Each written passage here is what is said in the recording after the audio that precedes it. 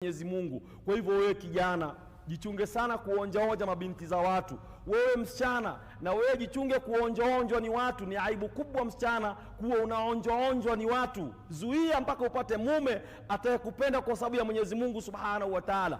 Akuoe ndio mtaingia peponi pamoja. Lakini kuonja mtaingia motoni na hao wenye kuonja wote. Kwa hivyo rajulani, watu wawili, tahaba fillah, walopendana kwa sababu ya Mwenyezi Mungu. Hata kama ni mwanamume na mwanamke, walopendana kwa sababu ya Mwenyezi Mungu Subhanahu wa Ta'ala. Kwa sababu katika Uislamu si lazima mapenzi yapelekeane katika mambo ya kuonja. La, mtu anaweza kuwa anamuona Sheikh kwa television ama kwa redio ama msikitini akampenda, na yeye ni mwanamke, inaruhusiwa. Na mwanamume Muislamu pia anaofaa kumuona mwanamke wa kidini ambaye ana heshima zake akampenda. Mapenzi yasichukuliwe ni mapenzi ya uchafu siku zote. Inaruhusiwa mapenzi kwa namna yoyote, na ndio Mtume Muhammad sallallahu alaihi wasallam akatufundisha, idha ahabba Allahu qauman, Mwenyezi Mungu akiwapenda watu, ibtalahum, huwaonja. Mungu akipenda watu wote huwaonja. Naye Mtume Muhammad sallallahu alaihi wasallam akatwambia, katika sisi anayempenda Muislamu mwenzake basi amwambie anampenda. Kwa hivyo wewe ndugu yangu Muislamu, kutoka leo unataka na watu ambao kwamba unawapenda, uwapigie simu uwaambie unawapenda. Ukikutana nao uwaone, waambie mimi nakupenda kwa ajili ya Allah. Na sisi katika Masjidul Imtiyaz Ali tuwaambie tukupenda kwa ajili ya Allah Subhanahu wa Ta'ala. Na maneno haya nimeyachukua pia kwa uongozi wa Kenya Broadcasting Corporation. Wameniambia leo niwaambie watu wote ulimwenguni wanawapenda kwa ajili ya Allah Subhanahu wa Ta'ala. Kwa hivyo hilo ni jambo muhimu ujue. Mwenyezi Mungu anakupenda, Mtume anakupenda, Imtiyaz Ali Committee nakupenda, na KBC nakupenda kwa ajili ya Allah Subhanahu wa Ta'ala, si kwa sababu nyingine. Mpendwa mtazamaji, huyo ni mtu wa kwanza. Mtu wa pili ambao kwamba Mwenyezi Mungu Subhanahu wa Ta'ala anampenda na ataingia katika pepo yake, katika kivuli chake siku ya Kiyama, ni shabun tara'a fil masajid, vijana ambao kwamba walikuwa wanaregarega katika misikiti, wanashinda kwenye misikiti. Kwa hivyo wewe kijana, inataka utie nia, kwa kuwa misikiti itakapofunguliwa utakuwa ni mtu wa misikiti full bila kuwa na matatizo yoyote. Na mtu yote ambaye kwamba anajaaliwa kufanya kazi msikitini ashukuru Mungu sana. Angalia neema ya watu ambao kwamba wanafanya misikitini, misikiti iliyofungwa, lakini muadhin kila siku anaswali msikitini, imam anaswali msikitini, anayeosha msikiti anaswali msikitini. Ulikuwa zamani unadharau kazi yako, lakini leo ishukuru kazi yako kwa sababu Mungu amekupenda ukae katika misikiti. Wewe ndio unamiminiwa baraka zote za wale watu ambao kwamba ni malaika na watu wote ambao kwamba wanakuja msikitini. Waislamu, tunaomba kwa kuwa shughuli za kuendelea kufunguliwa misikiti, serikali bado inachukua consultation ya mashekh, inachukua consultation ya maimamu, inachukua consultation ya walimu wa dini. Kwa hivyo tunakuomba Muislamu, tunajua misikiti haijafunguliwa na unapenda misikiti sana, na tumeeleza sababu kwamba misikiti ni mahali paheri. Lakini mpendwa Muislamu, tunakuomba ungoje mpaka serikali itakapokubaliana na maimamu na viongozi wa dini misikiti ifunguliwe, ndio misikiti ifunguliwe insha Allah. Na mmoja alikuwa ananiambia, kwa kuwa tuwafikiria misikiti kifunguliwa iwe tutajua ni nani atakubaliwa kuja msikitini. Mmoja akasema, katika walimu wa Al-Wahda Muslim Teachers Association, nafikiri kufanywa kitu kimoja, iwe kila anayekuja msikitini alfajiri, kuwe msikiti kama unasema ni watu 200 watakaoweza kuja msikitini, basi wanaokuja alfajiri ndio wapewe kama ile monitor, wa kwanza, wa pili, wa tatu. Ikifika kama ni 200, basi hawa wakae na hizo monita zao, ndio watakuja tena adhuhuri na alasiri na magharibi na ishai. Hauwezi kupigania kuja msikitini na utaki kuswali alfajiri, wewe unataka kuswali utakavyo. Kwa hivyo Waislamu, inshallah misikiti kifunguliwa, tujipange vizuri tuweze kuingia misikitini kwa nidhamu, ili iwe misikiti ni mahali pa rahma, si mahali pa kuja kuambukizana corona. Kwa hivyo inshallah tuwe wa taratibu, tusiwe wakali kwa serikali kwa sababu wanafanya kwa manufaa yao. أقول قولي هذا واستغفر الله لي ولكم فاستغفروه إنه هو الغفور الرحيم وهو البر الكريم.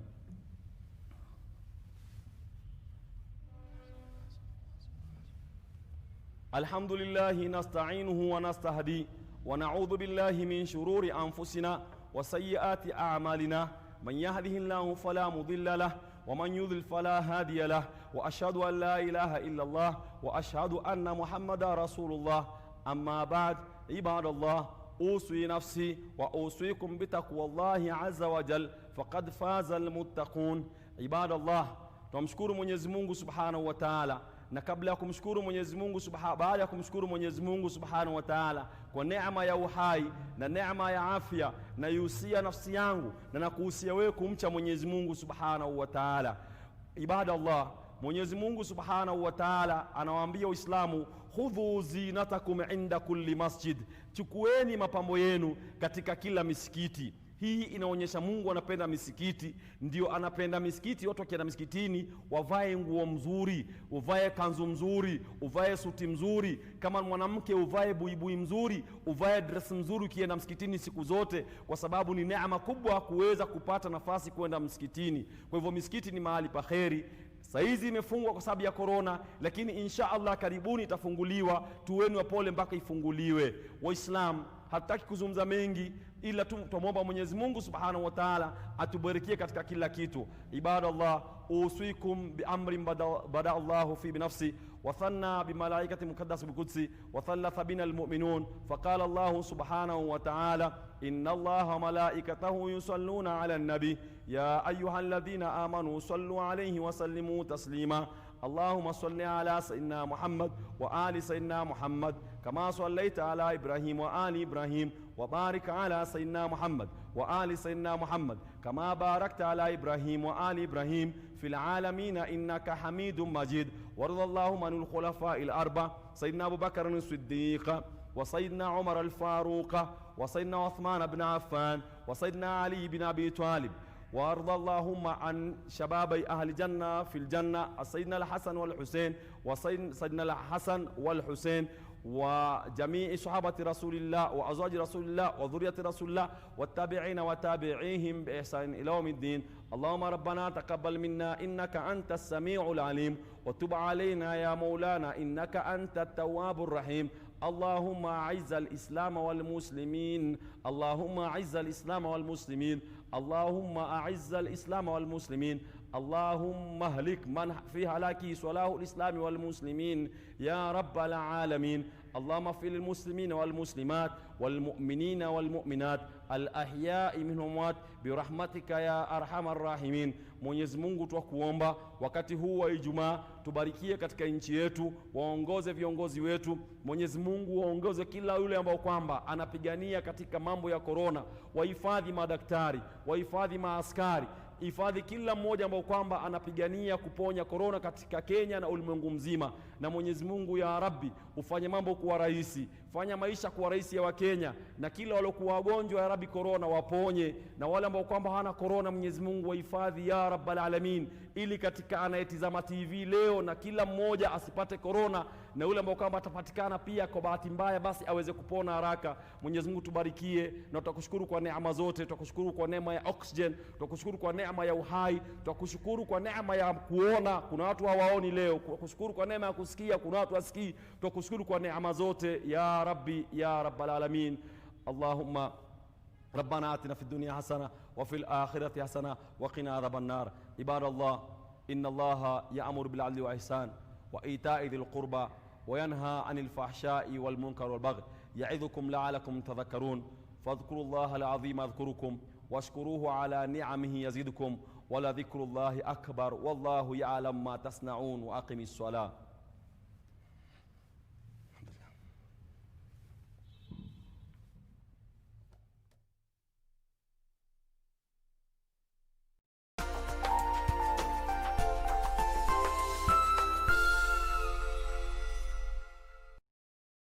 Like father, like son, the Origis have continued to dazzle the football scene home and abroad. And that's why you are in for another treat this Saturday at 4 p.m. as we relive the 1998 World Cup qualifier, where Michael Kott scored a hat-trick in a record streak against the Stallions of Burkina Faso. And look at Michael Kott now. Didn't take quite so much time. From our archives, only on KBC Channel 1, Soccer Finest.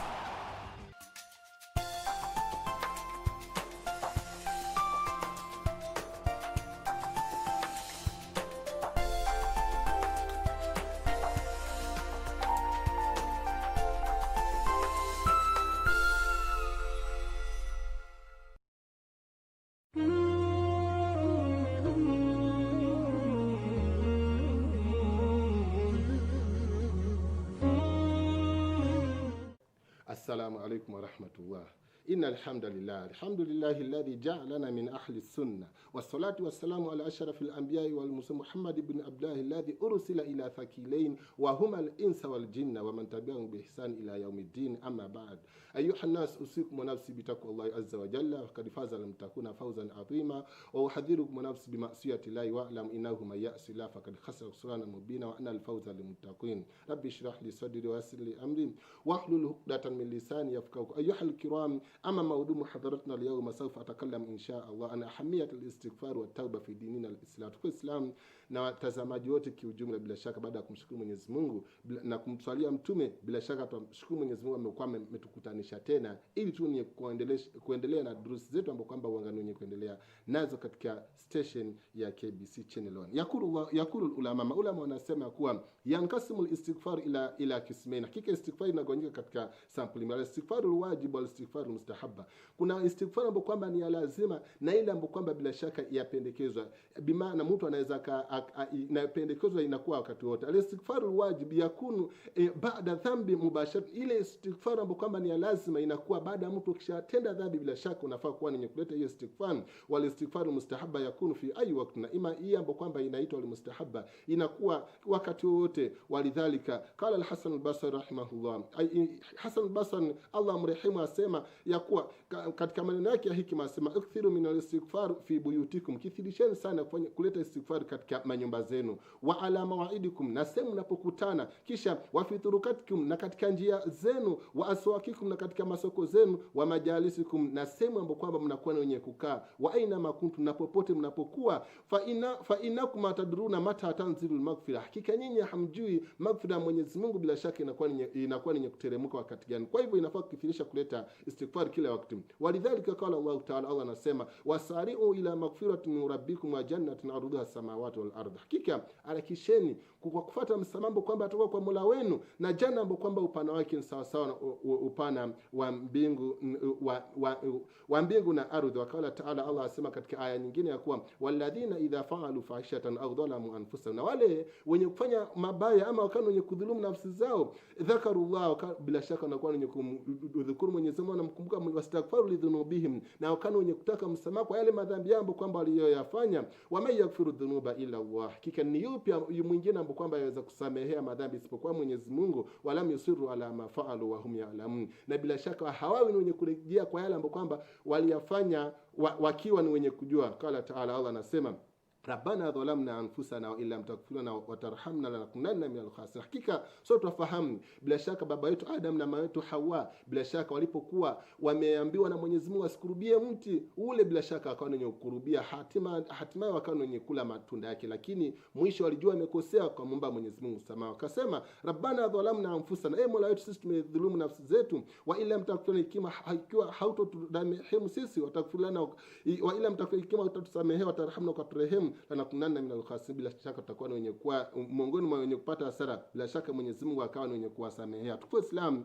hakika jaa wafdun ila Hasan al-Basri wa qalu lahu ya imam, hakika kuna swali ambapo kwamba watu walikuwa ni wenye kumkujia Hasan al-Basri, wakawa wenye kumuuliza. Bila shaka hakika kuna jawabu ambapo kwamba alikuwa ni wenye kuwapatia jawabu ambapo kwamba hakika haifai tu wenye kukosa jawabu kama ile. Jawabu yenyewe ni ipi ambapo kwamba aliwapatia? Hakika tutakuwa wenye kuangazia katika kipindi chetu kijacho. Wa hadha, assalamu alaykum wa rahmatullah.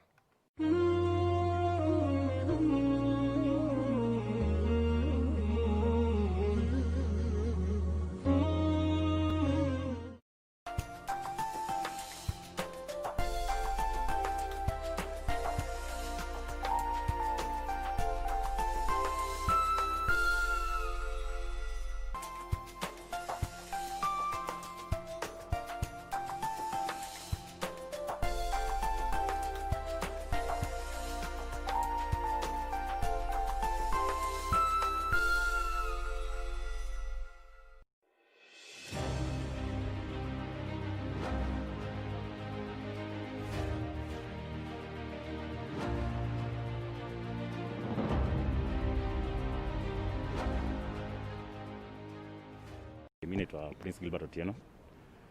Nacheza Kenya team, the current Kenya one. Nacheza Park Road Hockey Club.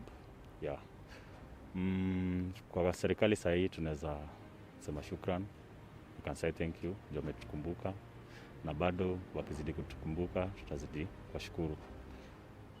Shukran kwa kile ambacho wametufanyia.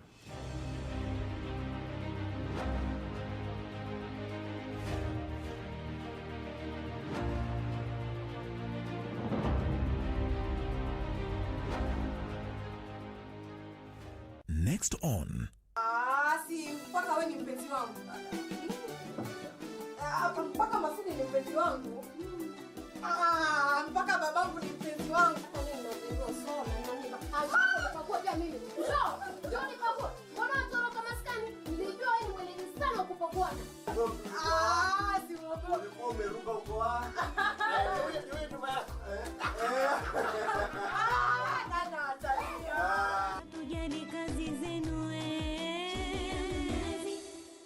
Virusi vya korona vinazidi kuenea haraka kote ulimwenguni, na kwa sasa hakuna dawa au chanjo ya kuzuia. Husambaa wakati vijitone kutoka kwa mtu aliyeambukizwa vinaporuka akiongea, kukohoa au kupiga chafya. Vijitone hivi hutua kwenye sehemu ambazo mikono hushika na huwezi kuviona, lakini hata kama huvioni haimaanishi kuwa hakuna, na unaweza kuambukizwa unapogusa uso wako, pua, mdomo au macho. Ili kusaidia kuzuia kuenea kwa virusi hivi, sote tunahitajika kufanya mambo matano. 1. Fuata hatua hizi: kuosha mikono yako mara kwa mara na sabuni na maji kwa angalau sekunde 40. 2. Funika mdomo wako na kiwiko wakati wote unapokohoa au kupiga chafya. 3. Usishike uso wako. 4. Epuka sehemu zenye watu wengi. Weka umbali salama baina yako na wenzako. 5. Kaa nyumbani ukiweza, hasa ikiwa una dalili zozote za ugonjwa. Kwa maelezo zaidi tembelea www.who.int.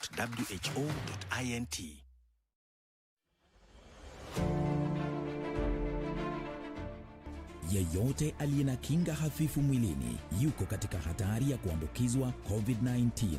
Hao ni kama watu ambao wanaishi na magonjwa kama vile virusi vya HIV, kansa, TB, kisukari, miongoni mwa magonjwa mengine. Lazima wazingatie matibabu ili kuboresha kinga mwilini. Lazima wahakikishe wamepata dawa ipasavyo. Tembelea kliniki yako au kituo cha afya kilicho karibu nawe kwa maelezo kamili kuhusu jinsi ya kupata dawa. Pia wasaidie jamaa na rafiki kupata dawa. Dumisha mawasiliano nao na ufuate mwongozo wa kiafya kutoka kwa kituo cha afya ili kujikinga na virusi vya korona. Pata habari kuhusu COVID-19 kupitia vyanzo vinavyoaminika. Piga 719 au bonyeza *719#. COVID-19 inazuilika. Jilinde, linda familia na jamii. Ujumbe huu umeletwa kwako na serikali ya Kenya.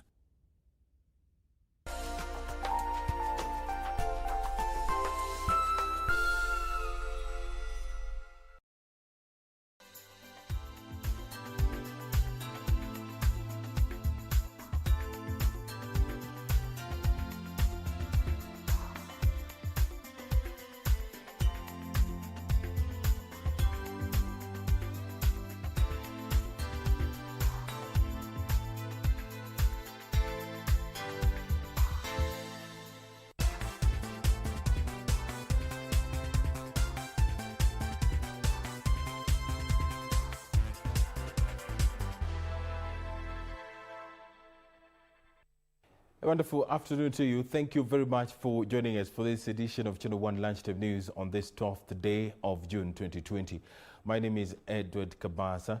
You can interact with us throughout this live broadcast on Twitter at KBC Channel 1, Facebook KBC Channel 1. My Twitter handle is at Ed Kabasa. Let us now take a look at some of the stories we have for you this afternoon. President Uhuru Kenyatta has challenged his African counterparts to tap into the innovative abilities of the youth in the continent as they roll out COVID-19 mitigation and recovery strategies. The president said with the youth being Africa's biggest resource pool, the young people's creative minds and immense energy can be utilized to boost coronavirus response measures. President Uhuru Kenyatta, while speaking at State House during the 5th virtual meeting of the Bureau of the Assembly of the African Union, challenged African heads of states to tap into the innovative abilities of youth in the continent as they roll out COVID-19 mitigation and recovery strategies. I also wish to reiterate that our biggest resource at our disposal is our own people, especially our youth. We therefore need to pay special attention to education and training programs, and indeed we need to harness the digital revolution and innovation witnessed during this pandemic as a catalyst for post-COVID-19 economic revival, and which is a key creation of jobs for our youth. The meeting, convened by South African President Cyril Ramaphosa, who is the current chairperson of the African Union, was also attended by chairpersons of the African Union regional economic communities.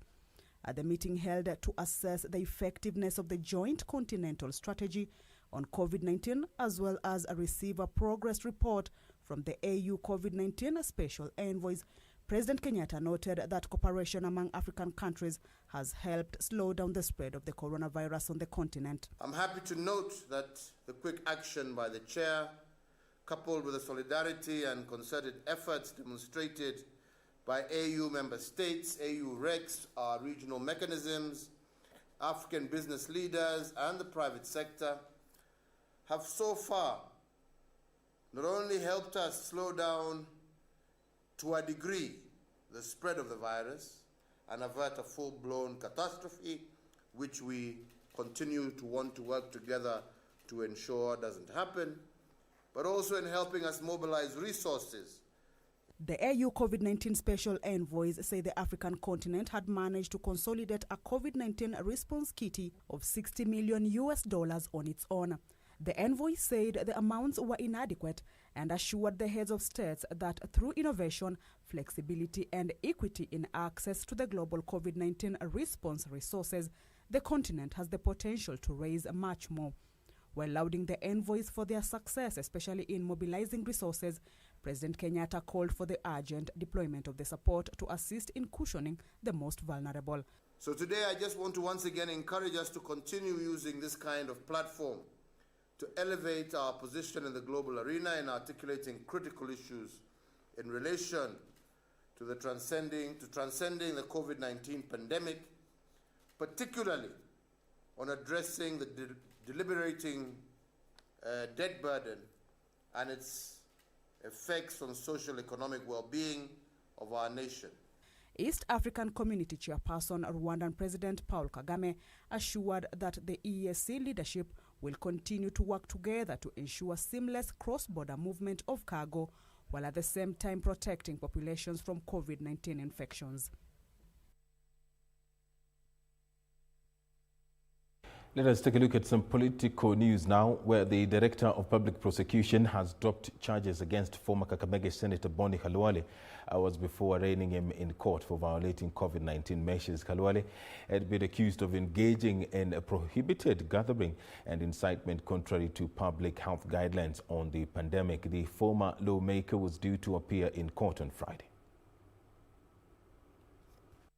Boni Khalwale is breathing a sigh of relief and will not face charges of incitement and holding an illegal gathering after the Office of the Director of Public Prosecution said it will not pursue the matter. Ni kwamba yeye alipatikana eti ameambia vijana wakati waziri wa Malwa na governor ule ambaye ni wa Kakamega eti walipoleta chakula huku, walikuwa walete chakula huku, walipofika kwenye uwanja wa ndege wao walifahamishwa kwamba my client ameweka mikakati ya ile chakula isiletwe. Khalwale had been arrested and released on a 200,000 shilling bond and was due to appear in court on Friday. Ati mimi nilipatia akina mama chakula kwa boma yangu. Kwa hiyo mimi sijui kitu. Dozens of supporters gathered at the Malaika police station in Nkolomani, demanding to know why the former lawmaker had been arrested by police. Khalwale has blamed his troubles with the law on his political detractors, whom he claims are keen on scuttling his 2022 gubernatorial ambitions. Meanwhile, the unending leadership wrangle and political division in the West Pokot County Assembly deepened Thursday after the police were called in to avert chaos in the assembly. County Assembly itaendelea wakati mimi nitakuwa na shughuli ya bunge ya West Pokot County Assembly. Hakuna mambo mengine. Hivi tisho ya nje hii, hata nashangaa saa hii. Leader minority gari yake ndio hiyo imeshikwa kwa polisi. Iko nini ndani? Mawe. Iko na guns. Na mimi nataka kuambia speaker, kwa sababu tumeona ulizuia changes, sasa umejiwekea mbele. Madam Speaker, ujue things fall apart. Serikali wakisusia kuleta kazi yao ama kutuma wabunge wao wafanye kazi. Mimi kama speaker nishafanya kazi, nalipwa vizuri, nimeingia bunge, watu wa serikali wajataka kukaa kufanya kazi ya serikali. Mimi sina shida yoyote.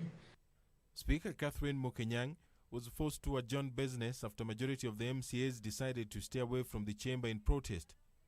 KANU and Jubilee parties are engaged in a tiff on development in the region.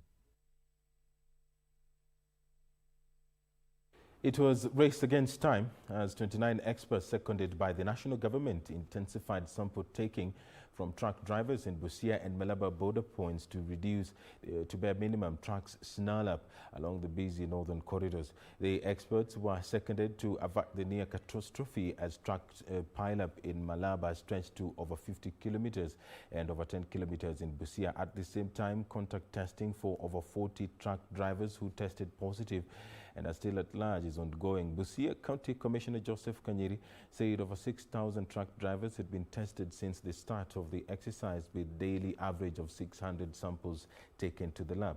The administrator said the exercise currently targets only truck drivers before reverting to the local community.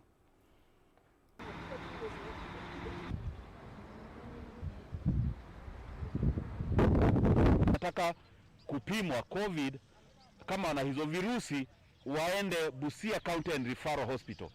Kuna mitambo miwili ambayo imeletwa na serikali kuu na wafadhili wengine na sample correction kits na reagents ili tuweze kujua hali zetu katika kaunti hii ya Busia. Na mtu akuonyeshi cheti chake, hata ikiwa ni mimi mwenyewe sikuonyeshi, nichukulie kwamba pengine naweza nikawa COVID positive.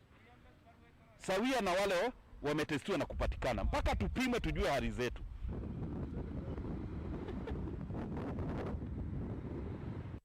Kitui County are expressing fears over the I'll take that again. Residents in Mwingi-Kitui County are expressing fears over the implementation of the home-based care program for COVID-19 launched by the Ministry of Health this week, saying the move would expose many to the deadly virus. The residents who instead want the government to increase isolation facilities across the country say a majority of them live in deplorable conditions and are unable to adhere to the protocols provided. Purity Bussell reports.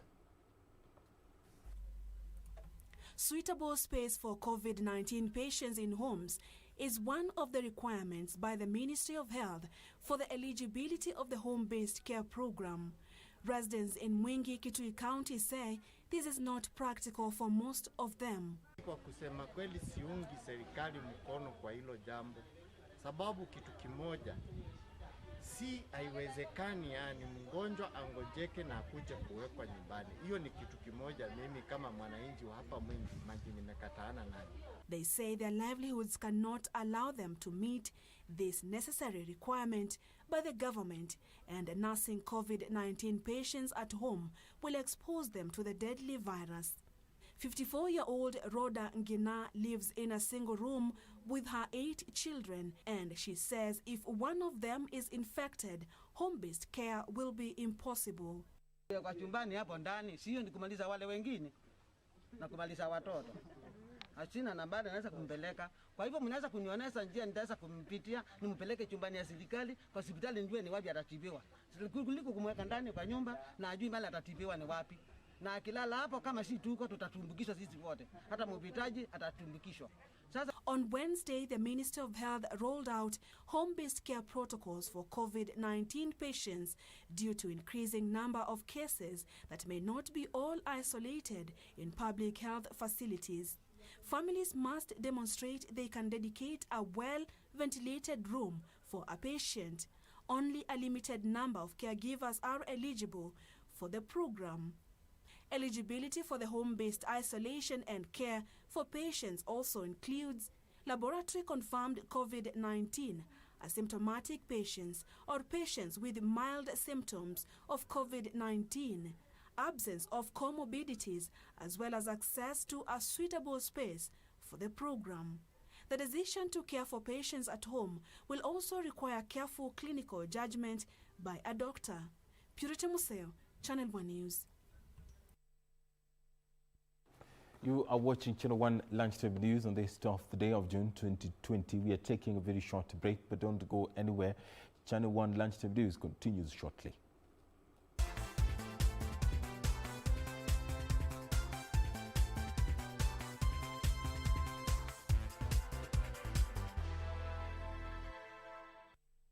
Grapples with a new normal occasioned by the COVID-19 pandemic. 800 kilometers from Nairobi lies the Kakuma refugee camp, home to 196,000 refugees. Watoto chakula saizi imepungua, hata kwa ration yenye tunapimiwa chakula ni kidogo. How has the coronavirus impacted their lives? Join me, Purity Museo, as I share with you resilient stories from the Kakuma refugee camp in Turkana County.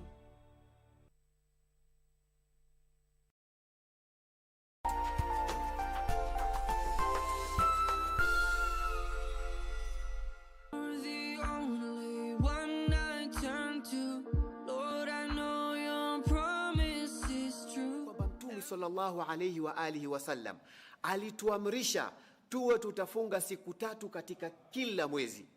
Akasema Sayyiduna Abu Dharr al-Ghafari radhiyallahu ta'ala anhu ni kufunga tarehe 13, tarehe 14 na tarehe 15 katika kalenda ambayo kwamba ni kalenda ya Hijiria, kalenda hii ya Kiislamu. You forgive all those who seek you. Who do I call if it's not you? Next on. The man is supposed to lead, then he should lead the conversation. However, bad leadership can also be questioned. I think in today's society, because we tend to visualize that's the man who is going to engage, what happens by default is that it places ladies in a backseat position where they are not actively thinking about the relationship. Expectations that have been set as far as doing a wedding is concerned, especially in our society right now, unrealistic. We are going to die! I don't want the kids to live with your mother! She's awful! I think I know someone who can help. Can't believe out of hundreds of clients, you remember this one guy. Well, I've always been good with names and faces. Claire Foster. Hey, man. I do private security, dealing with rogue governments, black ops. This is the NYPD. Oh my God, that's them. Find the triple horns. What are you doing here? We didn't have a reservation, so we took yours, and now they think that we're you. You just took our reservation? What kind of people are you? Not a big deal. They had no idea who they were dealing with. Mother.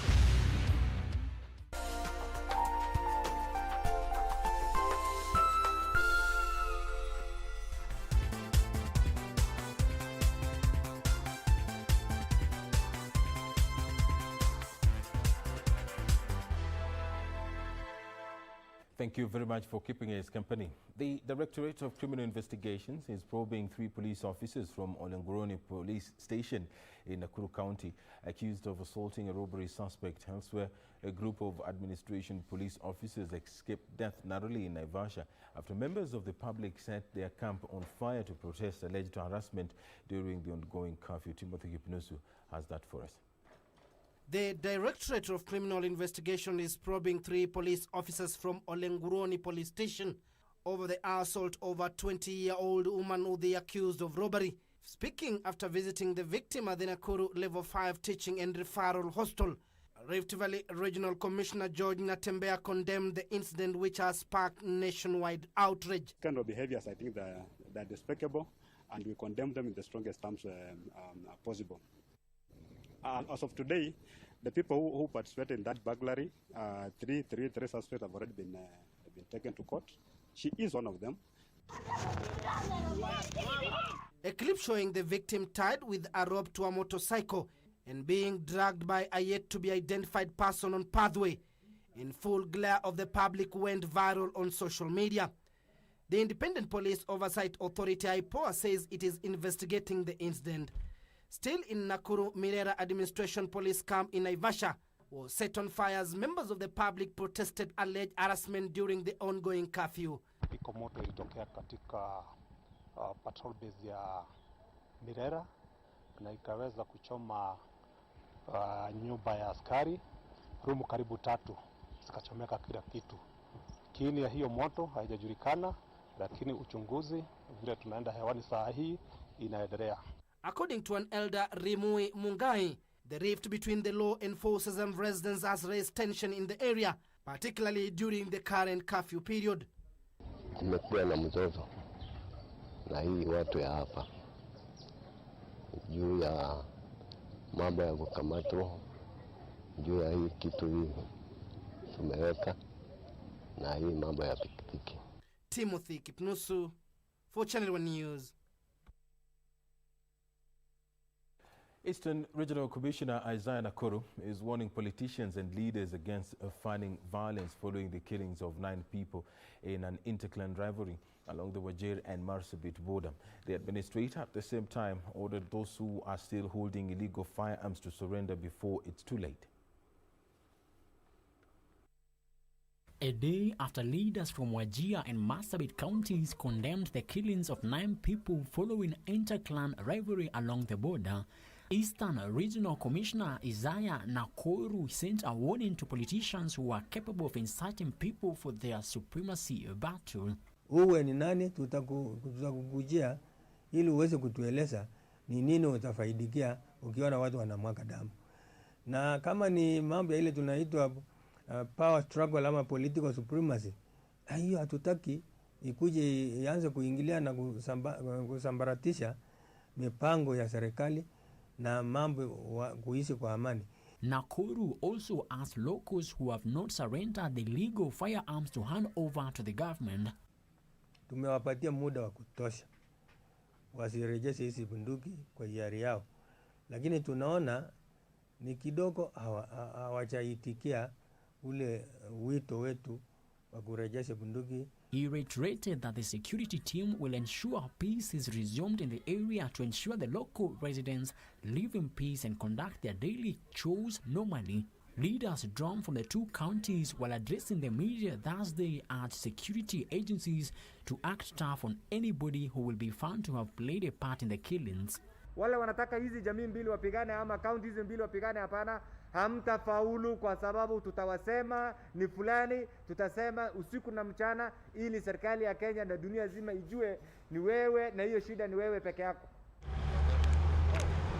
Elsewhere, calm seems to have returned at Nkararo in Transmara, West Narok County following surrender of weapons to the area authorities by 2 feuding clans over land. Area Deputy County Commissioner Nur Hassan disclosed the mobbing of guns and arrows used by Syria and Wasingishu clans in the fight stood at 99%. So tumehimiza watu ya hapa warudishe hizi mishale ambazo zilikuwa zitumika kwa hizo vita, na leo ningependa tu kusema kwamba tumepokea ile tunaita uta.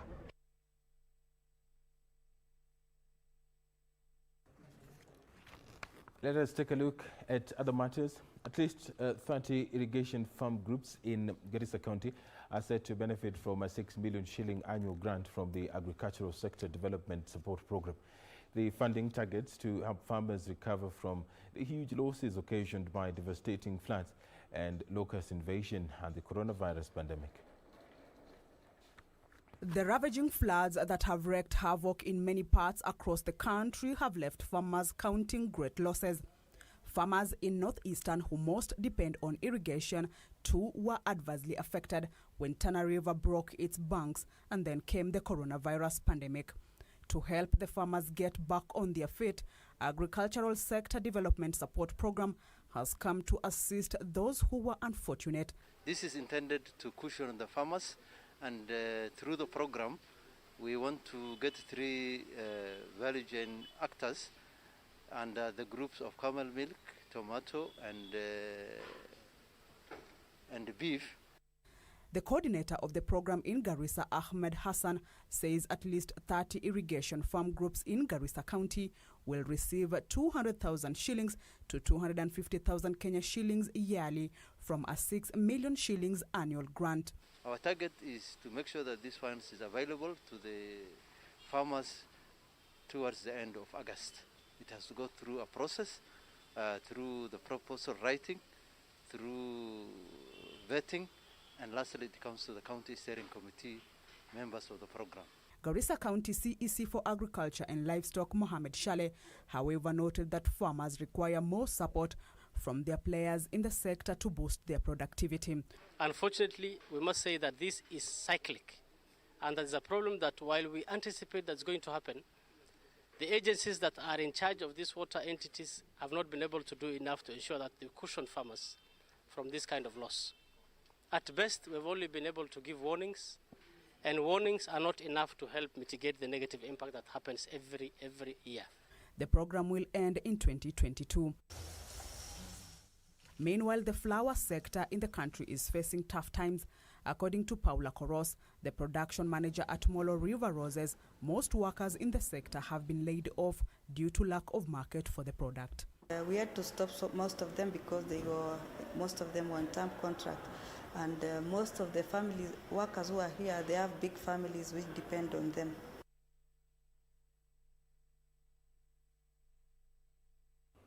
Embu County government has embarked on an ambitious project to procure at least a 300-bed capacity isolation center in readiness to deal with the COVID-19 cases in the county. Governor Martin Wambora says the county government has allocated resources to the Embu Teaching and Referral Hospital to acquire the beds within 30 days. In a move to ensure that Embu County is well prepared to handle the COVID-19 related cases, a private wing under construction at Embu Teaching and Referral Hospital has been earmarked as an isolation center with a bed capacity of 300. While touring the facility, Embu County Governor Martin Wambora affirmed that the county government has allocated resources to ensure that the proposed project is complete within 30 days. Mid-July au mwisho wa July tuwe na hiyo capacity. Tuko na vitanda kule Chicago, Kiajokoma, Isiara na Kiretire. Hizo sitaendelea kwa sababu lazima tu diversify pia. Na kwa vile tungetaka patients wakiwa karibu wanahudumiwa hapo hapo. The boss directed the contractor to expedite completion of the facility, even as he called on residents to follow the safety guidelines by the ministry. Meanwhile, Kajiado County government has identified 3 health centers to be transformed into COVID-19 isolation centers as confirmed cases rise beyond 90. Kajiado County Governor Joseph Olelenko has identified Ngong, Nkatatoek and Loitoktok health centers as ideal facilities. Niwahakikishie tu wa Kenya na watu wa Kajiado kwamba kama serikali ya county tutahakikisha kwamba tumejitayarisha ipasavyo na resources zile tuko nazo ili janga hili itakapofikia kiasi inakisiwa kufika mwezi wa 9 tumejitayarisha sawa sawa.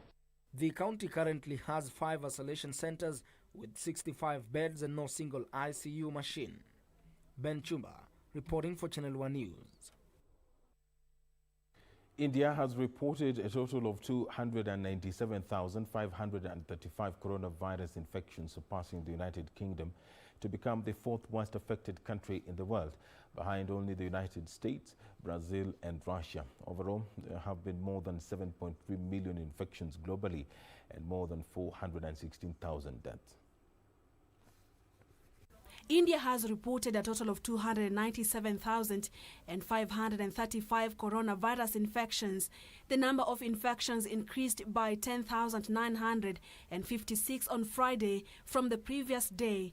According to India's Ministry of Health and Family Welfare, the death toll has reached 8,498.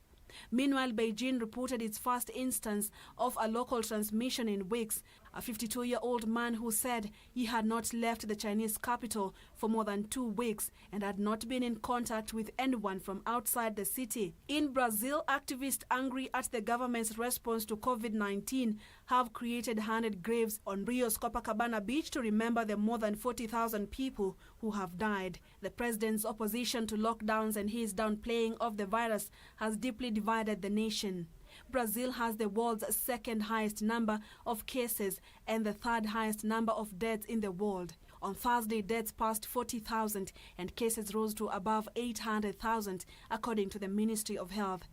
And prosecutors from northern Italy are to question Prime Minister Giuseppe Conte on Friday after relatives of COVID-19 victims demanded an inquiry into alleged government negligence. The prosecutors have traveled to Rome, the city near Milan worst hit by coronavirus before the whole country was locked down in March. More than 7.4 million cases of the novel coronavirus have been confirmed worldwide, including at least 417,000 deaths, according to Johns Hopkins University. The United States has passed 2 million confirmed cases of the coronavirus. Global stock markets have fallen amid fears that an uptick in coronavirus cases could cause more economic damage. The declines came after the U.S. Federal Reserve warned that the American economy faces a long road to recovery. UK GDP fell by 20.4% in April, the largest fall since monthly records began in 1997. A vaccine against COVID-19 developed by the United States biotech firm Moderna will enter the third and final stage of its clinical trial in July with 30,000 participants, the manufacturer has announced. Purity Museo, Channel 1 News. The Kenya prisons has received 15,000 face masks thanks to the Magereza Circle. The donation, valued at over 1.2 million shillings, will help cushion officers against the coronavirus pandemic. Speaking after receiving the donation, the Commissioner General of Prisons, Wycliffe Ogado, lauded the Circle for the donation, saying it will go a long way in helping officers protect themselves from the virus. Ni jambo ya maana wakati huu ambao tuko na changamoto hii ugonjwa ambao hakuna yote alikuwa na itabiri itakuwa. Na washukuru kwa sababu wameona ni jambo la maana waweze kuinua uwezo wa wale members ili waweze kujumudu wakati huu.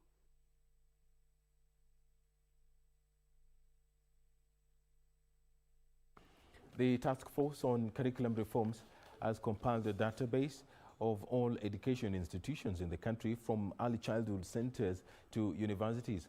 All the details of pre-primary to university level institutions can now be accessed from a database at the click of a button. The data generated will ensure prudent allocation of resources to all educational institutions, especially in preparing schools, colleges and universities for reopening and preparations during the era of COVID-19. This and other stories in news-making headlines around the counties. The Task Force on Curriculum Reforms mandated to advise the Education Cabinet Secretary on implementation of the competence-based curriculum will step up the processing of various aspects of syllabus execution in order to validate information so far received and analyzed from all education institutions. That whatever you set your eye to do and you plan and you have a goal and you have a way to do it, you will always achieve it. Elsewhere, 2 officials from the Supreme Council of Kenya Muslims were on Thursday morning questioned by officials from the Director of Criminal Investigations over misappropriation of funds.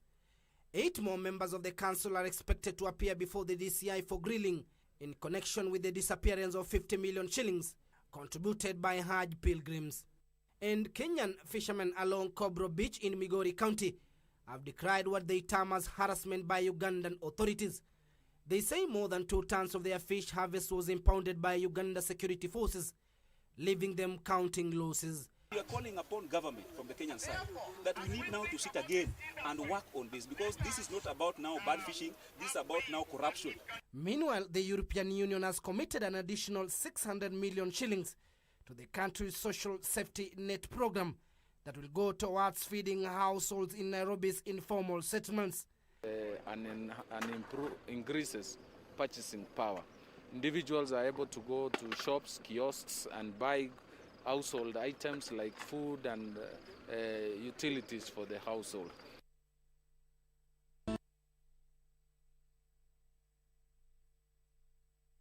The Minister of Health is advising that institutions of learning should reopen in phases to minimize chances of the spread of COVID-19. Health and safety measures should also be put in place before learners, tutors and non-teaching staff go back to school.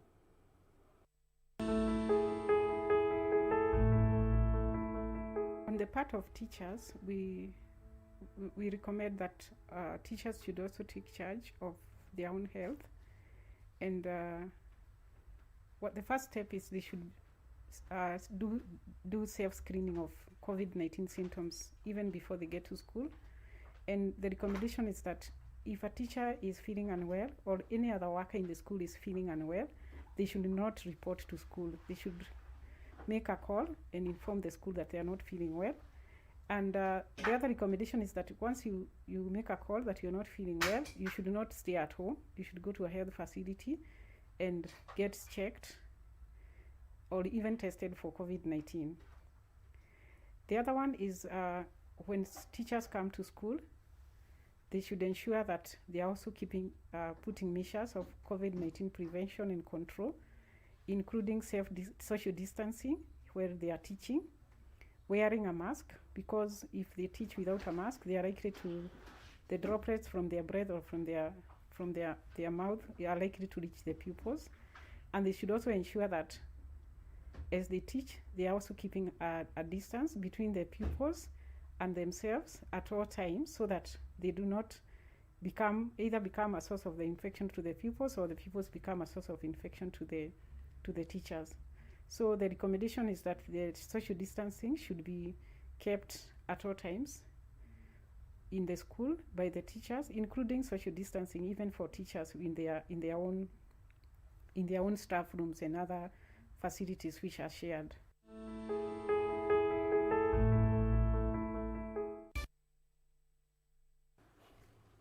It's time for another short break. When we come back, business news, and I will be speaking to Wan Karanya Mwangi. He is an associate director with the PricewaterhouseCoopers. We'll be trying to look at some of the aspects of the budget that was read yesterday by the Treasury Cabinet Secretary.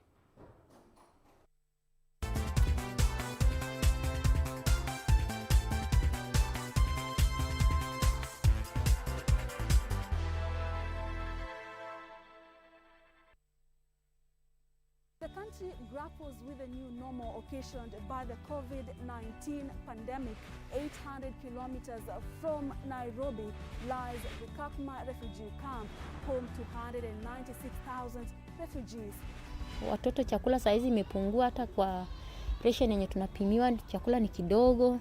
How has the coronavirus impacted their lives? Join me, Purity Museo, as I share with you resilient stories from the Kakuma refugee camp in Turkana County.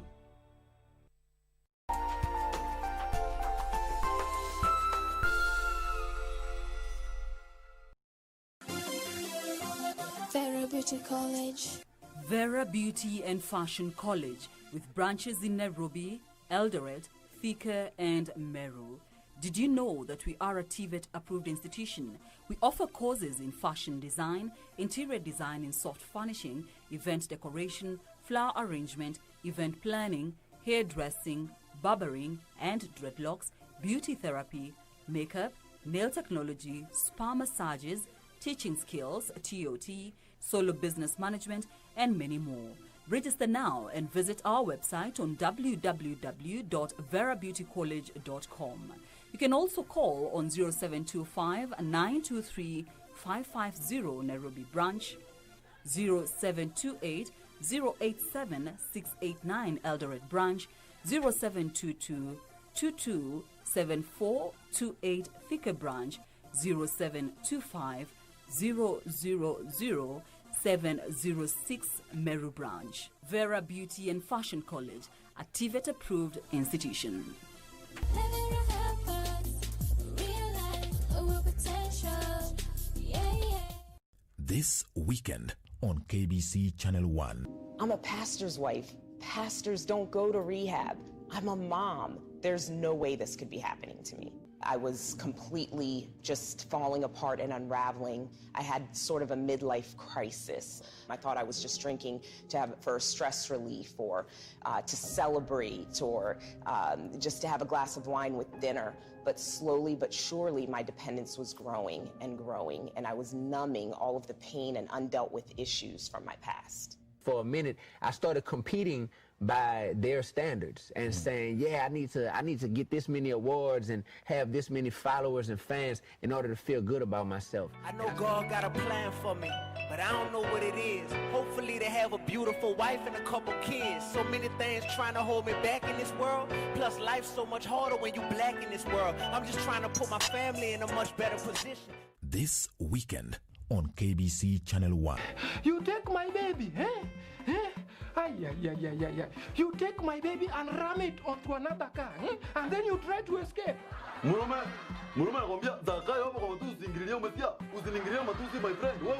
Point of correction. I have never had a boyfriend. Certainly not Solomon. It is okay. I knew you guys would never come to my rescue. And just a few minutes ago, you were helping Farah out. Why not me? Why not me? Excuse you, you cannot compare the two of us. You deserve what you are getting. Why, Tito? Lua.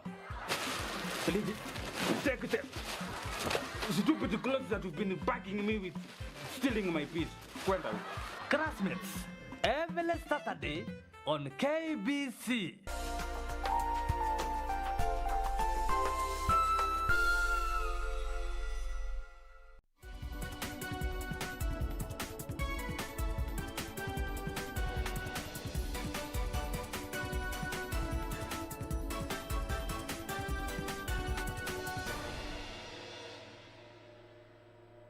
Back to the program. Tourism sector players are calling on the government to reopen the sector in order to save millions of jobs at risk. Hoteliers, tour operators and travel agents say the continued closure of businesses means there is no cash flow, yet they are still incurring operating costs. Here is Betty Kiptum with the details. The announcement halting operations in the tourism sector that have been in place for close to 3 months now. Towards the end of April, government okayed the reopening of restaurants but with strict safety guidelines. Now, hoteliers, tour operators and travel agents are petitioning for the same. We are in a limbo, and today we are asking for a clear roadmap, a definite date on when we shall come back to business. We are really calling on the government to give us a way out. And the best thing to do is open Nairobi, open Mombasa, lift the curfew, open the airport. It's very important for us to have the airport, and it's also very important for us to have the standard gauge railway, SGR, operating. They are seeking a definite date of reopening, noting that this will enable them renegotiate their loan terms with banks.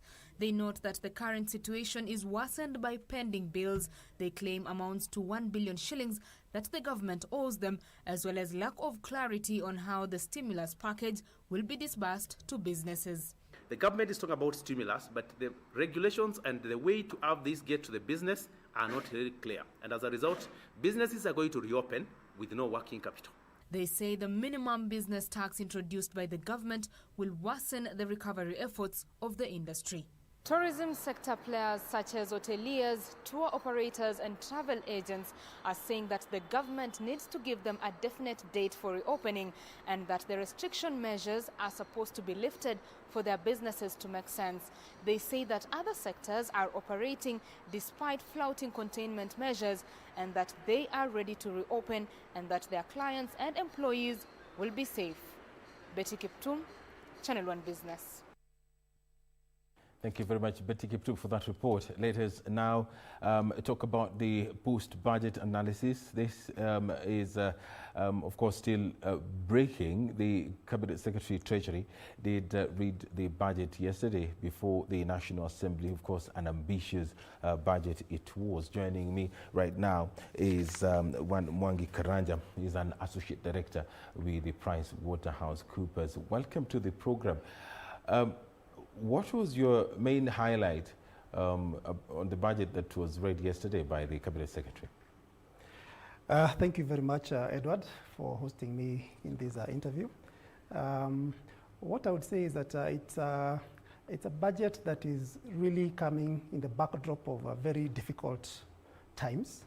And so it's not the usual budget. It's not the usual budget where we'll be looking at incremental. We'll be looking at what did we do last year, how do we increase by this or by that. So you find a budget that the CS had to really go back and ask himself, what do we need to do? As much as we had these great ambitions, as a government, of course, you know, they had the Big Four agenda and all that. And in fact, if you look at what they had projected during the budget policy statement, which was discussed or presented to Parliament in February, they had a different theme from what the CS had yesterday. Clearly, in February, we didn't know about COVID. So at that time, they were talking about harnessing Big Four for job creation, for industrialization, for manufacturing, all those kind of things. But then we come to June, just 3 short months later, and he has to face the reality. We cannot be talking about just Big Four. We have to be talking about livelihood, sustainability, and how do we get this to stimulate the economy and economic recovery. So you find quite a bit of balancing because we are talking about fairly reduced revenue given the tax measures which they have implemented in the last few months. We're also talking about increasing debt, and clearly we don't want to continue piling up our debt. And so and yet, we still have to run as a government. You have to respond to the COVID-19 pandemic and the challenges thereof. So it is quite a difficult time to be a CS, frankly speaking. I wouldn't want to have been the CS at this time, and especially given that it was his first time. And so he had to really come up with measures that would resonate with the common mwananchi, but also will ensure that the economy continues to grind. And talking of the economy, the Cabinet Secretary did say that the government has projected a 2.5% growth, but you know, this is a projection that is coming against the backdrop of the coronavirus pandemic. We also have the locusts, which have been with us for quite some time now. Is this too ambitious? And if not, how is the government going to ensure that this is achieved, probably even more than 2.5%? Yeah, like I said, he's coming from an angle whereby we are faced with a pandemic and significant challenges to the economy, which was more of a health issue, but now it is, of course, a big economic and social issue.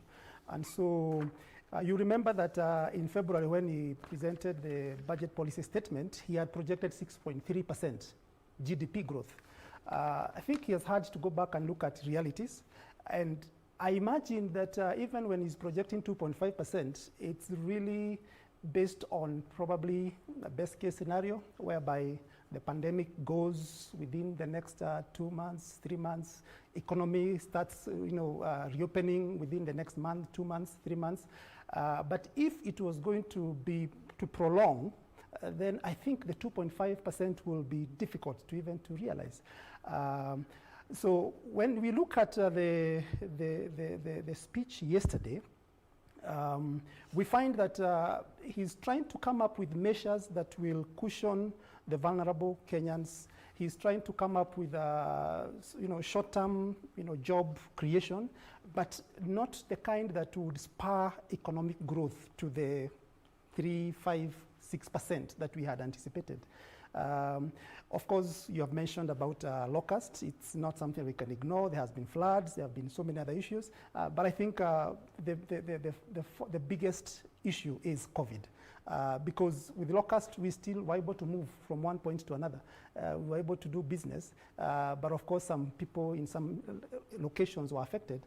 But I think COVID has just almost brought the economy to a halt. So I would say that 2.5% we would be happy if we achieve it, and would need to revisit. Somebody said that we have to keep on revisiting these aspirations and targets and projections almost every quarter. It's not something you can just say that we are going to go for 2.5%. But it is really a very difficult time to even be able to do projections, because even the issues are changing every day. The directives are changing every day, and how we respond is changing every day. So it is quite a challenge even to achieve the 2.5. And the hotel industry and the tourism industry is really hurting right now. Just a couple of minutes ago, we did see some hoteliers calling on the government to open up the space. Of course, we heard from the CES yesterday that private hotels will be open for conferences and whatnot. I know it goes beyond doing what the CS announced yesterday, but how do you bring comfort to the hotel industry and the tourism industry, probably in the short term? Because, like you said, coronavirus may be with us probably in the next 2 months or even more. I don't think there is a very quick fix to that, and I would put it this way. Hotels generate their business from travel. So travel and hoteling, really, they are linked. Because if I'm just staying in my house, I don't need to go to a hotel. But if I'm allowed to go to Kisumu, if I'm allowed to go to my county, Nakuru, I will then probably, if I don't have a place to stay, I will have to stay somewhere. I mean, going to Mombasa or wherever. And so hotel industry benefits a lot from travel. And so we are talking about local travel is restricted, so we can't move from Nairobi metropolitan area to anywhere else, from Mombasa to other places. So that really affects the hotel industries. The other issue is even international travel. Kenya has been benefiting significantly from conference industry, whereby they host regional, Africa, global conferences. And we have had a lot of conferences in the recent past, including global ones. And so the moment that the global travel restrictions exist, I think hotels are going to be in serious problems. We are in the season whereby we would be seeing a lot of tourists coming. We are getting into their peak season. But really, I don't see that happening. Even if tomorrow the president says that we have opened the travel, I think it's still going to come with restrictions and conditions. So you'll find them saying that you can only travel if it's on essential, yes, if you must. So you're going to find that tourism kind of traveling is going to be limited. Mm-hmm. So I think the hotel industry still has a lot of challenges to face. And so it's not a wonder that we've seen even very established hotels in Kenya closing shop, which is quite unfortunate. We hope that the government can come up with some stimulus, some programs that will help these hotels, yes, to come up, because they have had challenges even in the past. You remember when they had security issues and where there was travel advisories, so they were not able to get into their full potential. Mm-hmm. So this is really going to challenge the hotel and the tourism industry. All right. As we wind up, let's talk about the digital tax. I know that the e-commerce industry has been doing very well. Kenyans coming up with the innovative ways of getting their businesses out there and their products as well. 1.5%. Is this going to work for both parties, the government and Kenyans who have really invested in this particular industry? That has become a very topical issue. And when we talk about digital tax or taxing the digital services, mm-hmm, I think there is some school of thought that there isn't so much in there, really. And it's probably that the government is just trying to just get into whatever it can get. Mm-hmm. But the moment you look at what it is that they are going to be taxing, it's probably not going to be to revolutionize their income or revenue generation. But secondly, it could be counterproductive to a large extent, because businesses are being encouraged to go digital. We are encouraged to transact digital, and a lot of young people are actually trying to utilize the digital, space to start businesses, to get into some way of earning money. And so the moment, again, you start taxing that revenue, and really many of them are startups, you then end up being counterproductive. Yes, you will get some revenue. How much it is, I do not know. But then you end up then killing the initiatives of the young people or the people who are into that industry or into that space. And so I think it's something that they need to relook at. And I would imagine that the parliamentarians, when this goes to parliament, they will debate it and really look at what are we saying. On one hand, we want to empower our young people. We want to do all this infrastructure for digital, and at the same time, you are taxing it. It may end up being counterproductive. That's my view, and I know I've heard a lot of people saying similar things. And the county government, they will be getting around 360 billion. We have seen so many Kenyans expressing their concern on how this money is being used in the counties and the inability of county governments to raise adequate revenue. What are we predicting going forward? Are we going to see a situation where county governments will be better placed to please the public, probably raise more money to spur growth in the counties? A very good question. We are in a devolved system of governance, and whatever the national government proposes to do must also resonate with what the county governments are doing. We are in about a seventh year of devolution, and I think there have been quite a lot of learning along the way. So the government this time around has proposed about 370 billion to counties, which includes 316 billion for the equitable share. The rest is the conditional grants and all that. Yes. And you will note that the equitable share, the 316 billion, has not changed from the one for last year. We have seen over the years it moving from 280 to 302, I think, to whatever, and now it has just stagnated at 316. Yes. And somebody may say, why are you not giving more to the government? But to the county government. But of course, you have to also have to remember that even our revenue generation has stagnated, and so I think the counties will have to be happy with what they have gotten, that it wasn't actually slashed. But what will be critical is to see how county governments are able to get what we call the own source revenue, or what we call the internally generated revenue. Yes.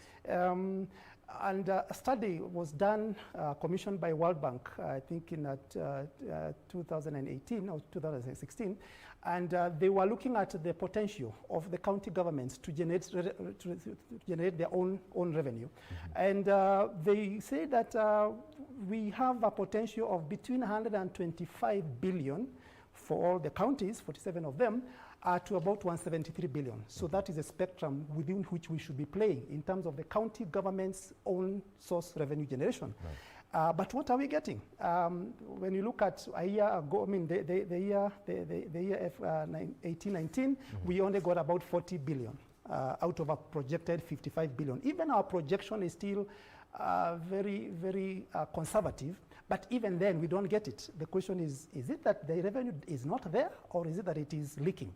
So there could be an issue of we are not able to get the revenue because, or we are getting the revenue but it's leaking.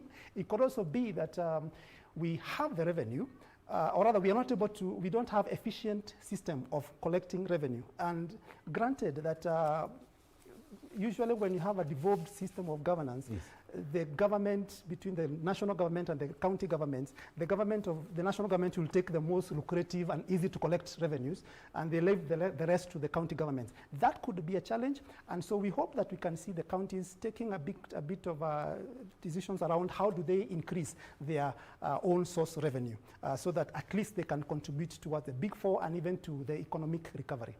Thank you very much. That was quite insightful. That was Mwangi Karanja, an Associate Director with the PricewaterhouseCoopers. Let us shift gears to sports now. Boxing Federation of Kenya has warned that action will be taken upon boxers who fail to adhere to directives set by the federation and the government concerning training of players in group or in public. This is after a group of boxers drawn from Kibera, Nairobi, was reported to have been in training after going against the set directive. Of Kenya, BFK had suspended all boxing activities from the month of March, including ban of training sessions for clubs and individuals and groups. BFK Head of Communication Duncan Kuria has warned that punitive action will be taken upon boxers who fail to adhere to government directives. So at the moment we are able to emphasize the government directives. The boxers have to adhere to that. We had a situation where we had some boxers doing training, maybe in areas like Kibra, in the estates. So they do even sparring sessions, which were very risky. But fortunately, we were able to get in touch with those who were involved, and we discouraged them from doing those training sessions. We also were able to send them a copy of the protocol that we have developed to be able to guide the trainings when they will be approved. Because at the moment the protocol that we have done have not been approved, so they cannot be used at this time. It has to get the approval from the Ministry of Health. Meanwhile, BFK is working on a process of resuming training for clubs, but will seek permission from the government. The Federation has confirmed that it is working on a new calendar for the season after the current set of events was affected by COVID-19. Frederick Muki for Channel 1 Sports. That does it for us for this edition of Channel 1 Lunchtime News. My name is Edward Kabas. On behalf of the team here, do have yourself a very wonderful afternoon. And you can always stay up to date with breaking news on Twitter at KBC Channel 1. Good afternoon.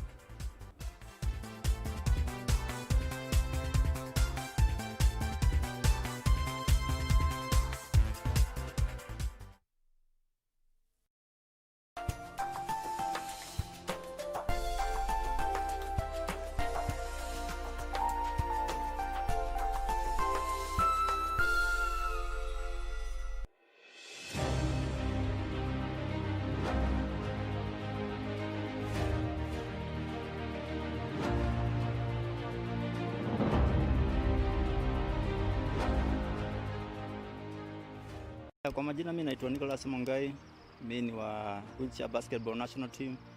Wanga pia nafanya wheelchair racing, marathon nikija Wanga bado nashiriki. Na nashukuru serikali kwa ambacho wametupa. Tuseme imetupata wakati ule mbaya, unajaribu biashara imeshindikana. Basi fare imekuwa ni shida kupata. Unaona hata unakula tu biashara ile ilikuwa wakati ilikuwa imelekea kuisha. Serikali ikajitokeza ikatupatia kitu. Tumeshukuru sana.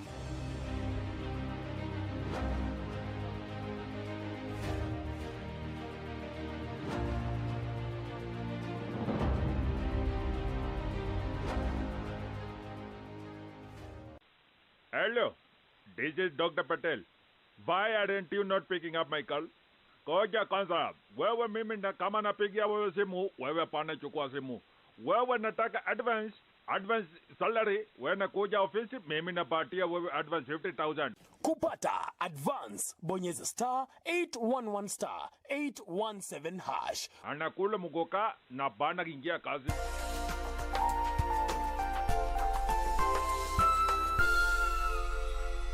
Ajuza na labda okay, ajuza tu tunaweza sema tu ajuza. Kwa hivyo kuna maneno matatu: ajuza, nyanya na bibi. Ajuza, nyanya na bibi. Labda nieleze kidogo kuhusu ajuza. Ajuza wakati mwingine huwa tunatumia neno lile kuashiria mama yote ambaye amekongeka, ameongeza umri, ama tuseme kwamba mama mzee, huwa tunamuita ajuza. Kwa hivyo hata nyanya anaweza kuwa mama mzee. Kuna ndugu wa karibu. Unapozungumzia kuhusu ndugu, kuna maneno fulani ambayo tunaangazia kuzungumzia kuhusu huyu ndugu. Ndugu akiwa wa kike tunamuita dada. Akiwa wa kiume tunamuita kaka. Wanafunzi, hapa ndipo huwa kunakuwa na shida sana hata katika hali yetu ya kawaida. Ushasikia watu wanasema, ndugu na dada, hamjambo. Makosa makubwa sana. Tunapozungumza ushaona watu wanasema ndugu na dada, kana kwamba ndugu si dada. Kumbuka ndugu inahusisha kaka na dada. Kwa hivyo hilo naliweka wazi kabisa uweze kulijua. Kisha kuna umbu. Umbu bado ni ndugu. Lakini utapata kwamba tofauti hapa ni kwamba utaweza pata dada anamuita dada mwenzake umbu, ama kaka anamuita kaka mwenzake umbu. Lakini yote hayo yanatumika tu kumaanisha nani? Ndugu. Kwa hivyo wakati mwingine katika swali unaweza pata mtu anakuuliza neno jingine ambalo linaweza kutumika kama ndugu ni, basi utasema ni umbu. Tukiwa pale kwenye ndugu, kuna zile familia ambazo zina watoto zaidi ya mmoja. Labda kuna watoto wawili, labda kuna watoto watatu. Familia zile unapopata kwamba una kaka kadhaa ama una dada kadhaa, ama ni wewe dada una kaka, ama ni wewe kaka una dada, kuna yule ambaye alitangulia katika uzao. Yule mtoto ambaye alitangulia katika uzao tunamuita mwanambee. Mwanambee wakati mwingine tunaweza kumuita kifungua mimba au kichinja mimba. Tunapozungumzia kuhusu visawe, natumai sasa unanielewa. Kisawe cha mwanambee ni kifungua mimba au kichinja mimba. Nakumbuka kifungua mimba, mwanambee na kichinja mimba ni maneno matatu ambayo ni maneno mawili yameunganishwa pamoja kuunda neno moja. Awali katika vipindi vya muhula wa kwanza tuliweza kuzungumzia kuhusu nomino ambata. Tukasema kwamba nomino ambata ni maneno mawili yanaunganishwa kuunda nomino moja. Mfano, angalia hapa, kifungua na mimba. Kwa hivyo yale maneno mawili yamewekwa pamoja kuunda neno moja. Kwa hivyo neno kifungua mimba ni nomino ambata. Najaribu tu kujikumbusha baadhi ya mambo ambayo tumejifundisha, kwa sababu wakati mwingine unaweza pata swali unaulizwa kuhusu hayo uweze kujibu kikamilifu. Kwa hivyo mwanambee, mtoto aliyezaliwa wa kwanza, ama aliyezaliwa wa kwanza, mzawa wa kwanza, anaitwa mwanambee. Kisha mwanafunzi, kuna kitinda mimba. Kitinda mimba naye ni mzaliwa wa mwisho. Mzaliwa wa mwisho katika familia tunamuita kitinda mimba. Jina jingine la kitinda mimba ni mziwanda. Kitinda mimba pia anaweza kuitwa mziwanda. Kwa hivyo ukikutana na neno kama lile, jua yote mawili yanatumika pamoja. Wanafunzi, tukiwa bado pale kwenye ndugu, kuna ndugu ambayo utamuita ndugu mlungizi.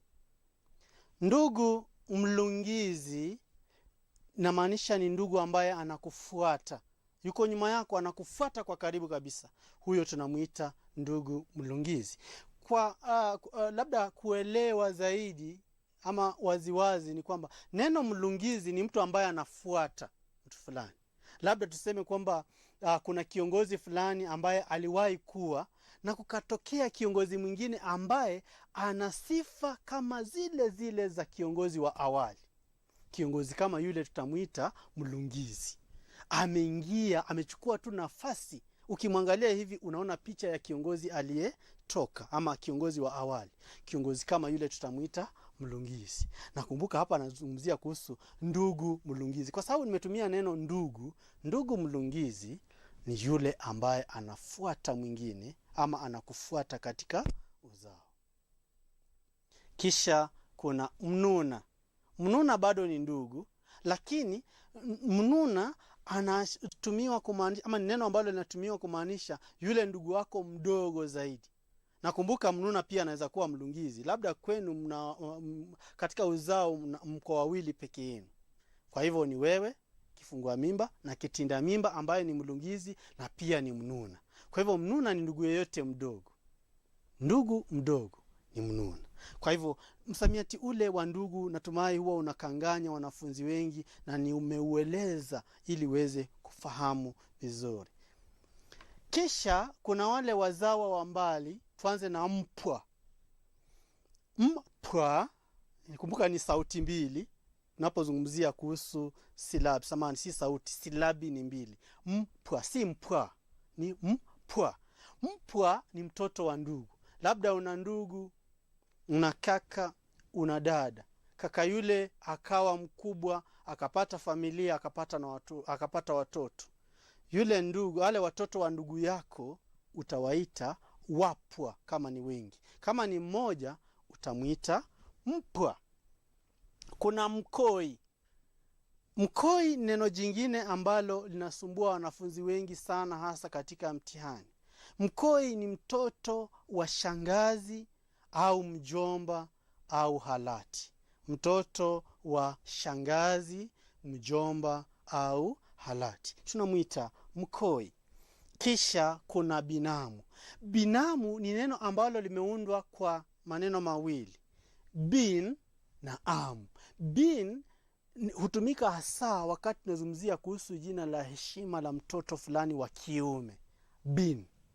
Kwa hivyo unapoona neno limeongezwa bin, huyo ni mtu wa kiume. Kwa hivyo bin amu ni mtoto wa amu wa kiume. Natumai pale umenielewa vizuri.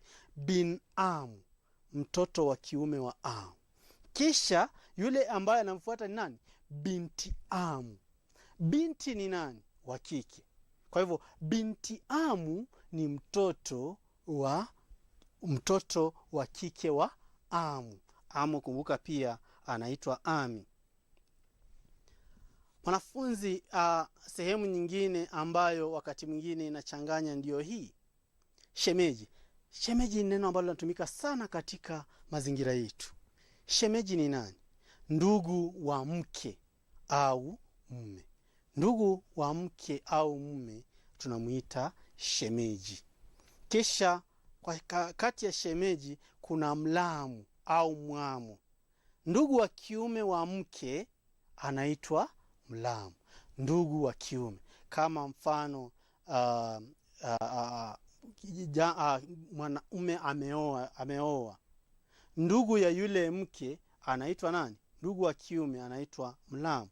Na kama ana dada, dada yule anaitwa wifi. Kwa hivyo wifi ni kaka wa mke. Kisha wanafunzi kuna mwanyumba. Bado tuko pale kwenye maswala yanayohusiana na ndoa. Mwanyumba inatumika kuonesha wanaume waliooa katika boma moja. Labda kuna boma ambalo lina wasichana wawili. Wale wasichana wakaolewa. Wale wanaume ambao walioa wale wasichana wataitwa nani? Mwanyumba, kwa sababu wameoa katika boma moja. Kisha kuna mke mwenza. Mke mwenza, ukitaka kuelewa vizuri neno lile, limeundwa kwa nomino mbili, mke na mwenza. Mwenza ni mwenzako. Kwa hivyo mke mwenza inamaanisha kwamba ni wanawake ambao wameolewa katika boma moja. Ama wakati mwingine kuna baadhi ya familia za Kiafrika ambapo unapata mwanamume ameoa wanawake zaidi ya mmoja. Wale wanawake wataitana wakewenza. Kwa hivyo nataka ujue tofauti hiyo. Wanawake ambao wameolewa katika boma moja tunawaita wakewenza. Na kuna wanawake ambao wameolewa kwa mume mmoja katika baadhi ya jamii. Wanawake wale wataitana mke mwenza. Kisha kuna wazawa. Wazawa anamaanisha ni vitoto ama watoto ama vikembe. Kuna mjukuu. Mjukuu ni mtoto wa mtoto wako. Mtoto wa mtoto wako. Labda wewe umezaa watoto na watoto wale wakazaa watoto wengine. Kwa hivyo kile kizazi cha tatu yule mtoto ataitwa mjukuu. Kitukuu naye naeleza tu kwa urahisi kwamba kitukuu ni mtoto wa mjukuu. Mtoto wa mjukuu tutamuita kitukuu. Mtoto wa kitukuu tutamuita kilembwe. Mtoto wa kilembwe tutamuita kilembwekeza au kining'ina. Nataka uelewe vizuri kabisa. Mjukuu ni mtoto wa mtoto wako. Mtoto wa mjukuu ni kitukuu. Mtoto wa kitukuu ni kilembwe. Na mtoto wa kilembwe ni kilembwekeza au kining'inya. Nataka uangalie neno vizuri. Kining'inya. Neno jingine la kilembwekeza. Tuje kwa wazazi sasa. Utapata kwamba tunapozungumzia kuhusu wazazi, utapata kuna wazazi upande wa mama, ama kuna wazazi upande wa baba, ama kuna wazazi upande wa bibi, na kuna wazazi upande wa mke. Samani, nikitumia bibi inachanganya wanafunzi wengi kwa sababu tumesema bibi ni nyanya. Mke, kuna wazazi upande wa mke na wazazi upande wa mume. Kwa hivyo, kivyere ni nani? Hilo ndilo neno la kwanza la wazazi. Kivyere ni wale wazazi wa mke na wale wazazi wa mume, wanaitana vivyere. Mzazi wa mume na mke wanaitana vivyere. Elewa hilo. Pili, kuna mcheja au mkwe. Mcheja au mkwe ni mzazi wa mke. Mzazi wa mke. Kuna bamkwe ama baba mkwe ni baba wa mke. Mama mkwe au mamkwe ni mama wa mke. Narudia.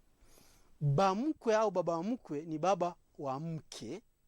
Mama mkwe au mamkwe ni mama wa mke. Kumbuka hilo. Kisha kuna mavyaa.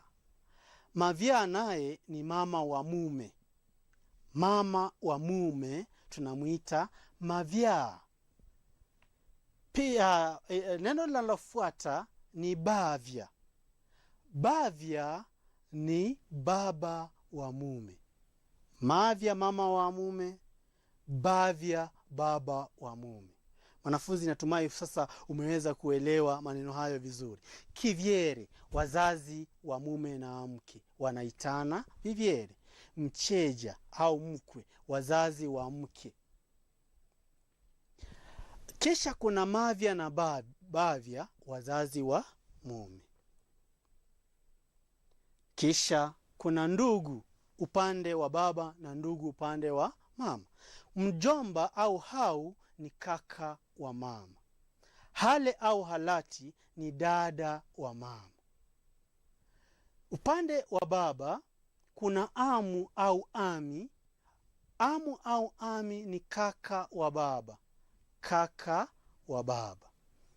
Kisha kuna shangazi au mbiomba au amati. Shangazi au mbiomba au amati, huyu ni dada wa baba. Kwa hivyo ukiangalia vizuri, nimetenganisha makundi haya mawili. Ndugu upande wa mama na ndugu upande wa baba. Ndugu upande wa mama kuna mjomba ambaye ni kaka wa mama. Hale au halati ni dada wa mama. Upande wa baba kuna amu ambaye ni kaka wa baba. Shangazi, mbiomba au amati, dada wa baba. Mwanafunzi, hayo ni baadhi ya maneno ambayo najua ukiweza kuyaangalia vizuri, na kama uliweza kunisikiliza vizuri, hakuna swali ambalo litaweza kukuletea mushkili kwa vyovyote, kwa lolote, kwa chochote. Ni muhimu uweze kujua unapopewa maswali ya ukoo, jambo la kwanza jiulize, ukoo huu ni nani? Ni mzawa. Na kama ni mzawa, upande gani? Wa mama au baba? Sawa? Ukishajua haya, kama ni wazazi upande gani? Wa mama au baba? Kama ni ndugu, upande wa mke ama upande wa mume? Ukishabainisha hayo mawili, basi ni rahisi kuweza kujibu swali lolote. Kwa hivyo mwanafunzi, ningependa sasa uchukue kalamu yako na karatasi, tuangalie hili zoezi kama ulinisikiliza kwa makini. Zoezi letu ni yeyote uliyezaliwa naye, awe wa kike au wa kiume, anaitwa nani? Yeyote uliyezaliwa naye, awe wa kike au wa kiume, anaitwa nani? Andika jibu lako kwenye karatasi.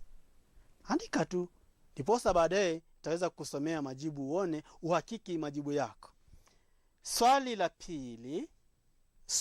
pili, ndugu wa kiume wa mama ni nani? Ama ni ndugu wa kiume wa mama ni? Tushazungumzia kuhusu hilo. Piga akili kidogo, piga chenga kidogo akili, kumbuka, andika jibu. Swali la 3, dash ni jina wanaloitana wazazi wa mke na mume.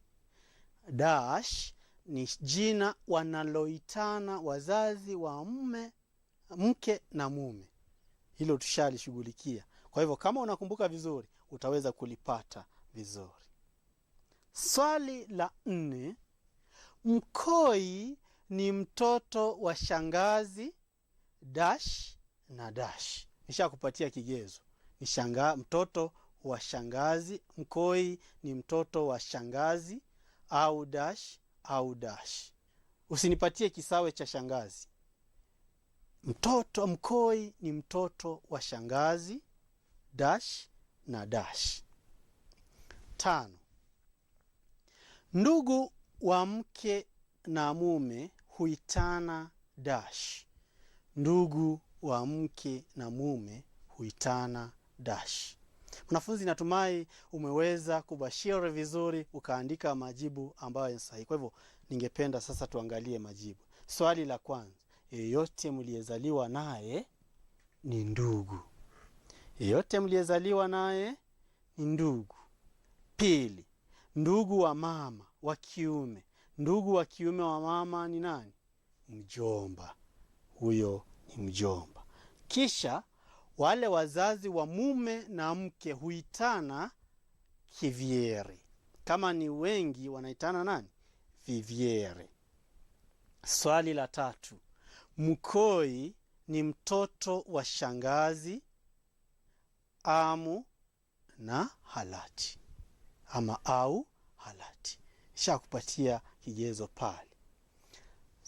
Swali la 5, tukiweza kurejelea tu pale juu. Swali la 5 lilikuwa nini? Ndugu wa mke na mume huitana dash. Ndugu wa mke na mume huitana dash. Jawabu letu pale ni shemeji. Shemeji. Na si semegi, ni shemeji. Shemeji. Tunapozungumzia kuhusu ule utamkaji wa maneno, lazima ujipigie msasa matamshi ili usije ukajipata pabaya. Unapozungumza lugha ya Kiswahili, lazima ushikilie yale matamshi. Mwanafunzi, hayo ndio baadhi ya maneno makuu kuhusu ukoo ambayo tumeweza kujadiliana kwa leo. Kwa hivyo, kwa wakati wako binafsi, jaribu kutafuta maneno mengine, jaribu kutafuta baadhi ya maswali ambayo hutokea kutokana na nini? Na ukoo. Na endapo utayapata, basi weza kujadiliana na mwenzako, mwendee mwalimu wako, jaribu kuangalia majibu yake ni yapi. Na kabla sijamaliza, ningependa kukuachia zoezi. Zoezi hili si la kuandika ama kutumia mwalimu. Nataka tu ukiwa pale nyumbani na mzazi wako au mlezi wako, unda mti wa majina ya watu wa ukoo wenu. Ni vizuri kujikumbusha na kujua, kutambua watu wa ukoo wenu. Kaa na mzazi wako, mwambie, mama, ningependa kujua baba anaitwa nani? Baba wa baba anaitwa nani? Mama wa baba anaitwa nani? Mama wa baba yako anaitwa nani? Baba yako anaitwa nani? Alafu utengeneze ule mti, utakufaa zaidi katika hali ya kawaida. ndiposa uweze kujua watu wa familia, kwa sababu ni vizuri ufahamu familia yako. Na kupitia lile utapata kwamba itakuwa hata rahisi kuweza kujibu swali lolote la ukoo, kwa sababu utakuwa unakumbuka tu fulani wa fulani ni mjomba wangu. Kwa nini? Kwa sababu yeye ni ndugu wa mama yangu. Ama fulani wa fulani ni ami yangu. Kwa nini? Kwa sababu yeye ni kaka wa baba. Mwanafunzi, ukiweza kufanya hivyo, hamna swali ambalo litakushinda kuhusiana na ukoo.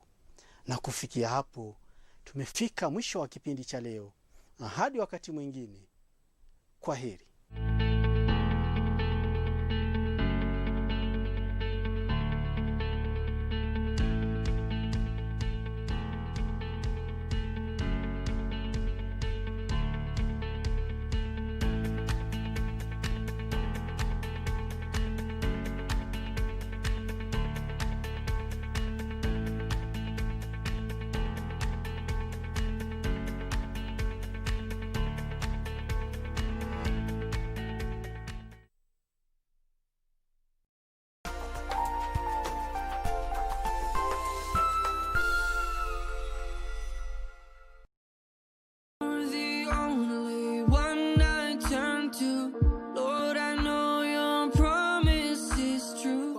Sallallahu alayhi wa alihi wasallam alituamrisha tuwe tutafunga siku 3 katika kila mwezi. Akasema Sayyiduna Abu Dharr al-Ghafari radhiyallahu ta'ala anhu ni kufunga tarehe 13, tarehe 14 na tarehe 15 katika kalenda ambayo kwamba ni kalenda ya Hijiria, kalenda hii ya Kiislamu. You forgive all those who seek you. Who do I call if it's not you? On the next episode of Ashoka.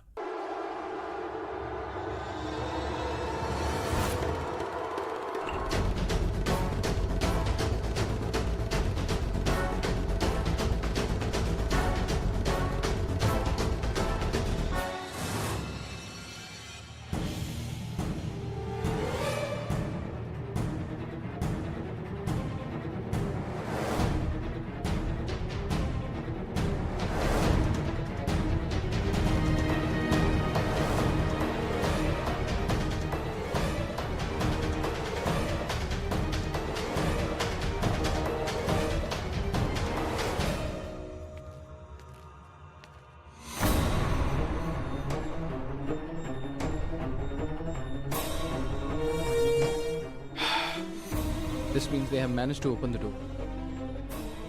I just hope they find Acharya Chanakya. Next on si mpaka wewe ni mpenzi wangu. Mpaka Masudi ni mpenzi wangu. Mpaka babangu ni mpenzi wangu. Kwa nini ndio soma? Kwa pia mimi. Njoo nikakua. Mbona unatoroka maskani? Nilijua wewe ni mwenye sana kupokona. Si mwogope. Umeruka uko wapi? Wewe tu baya. Dada atalia. Tujeni kazi zenu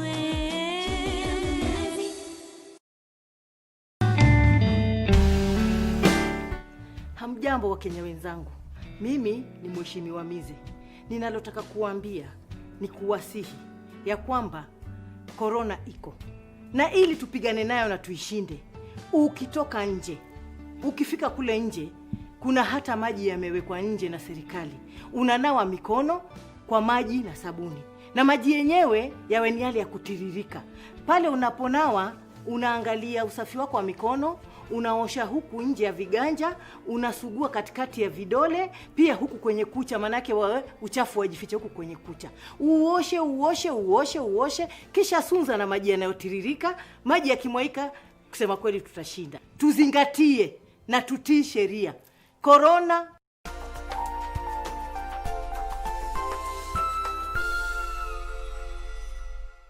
for Form 1. In today's lesson, we are going to be looking at descriptive writing. We are going to see how we can describe a person, a place, or an event. So before we go to the lesson, let's look at today's learning outcomes. So by the end of the lesson, you should be able to describe a person, a place, and an event.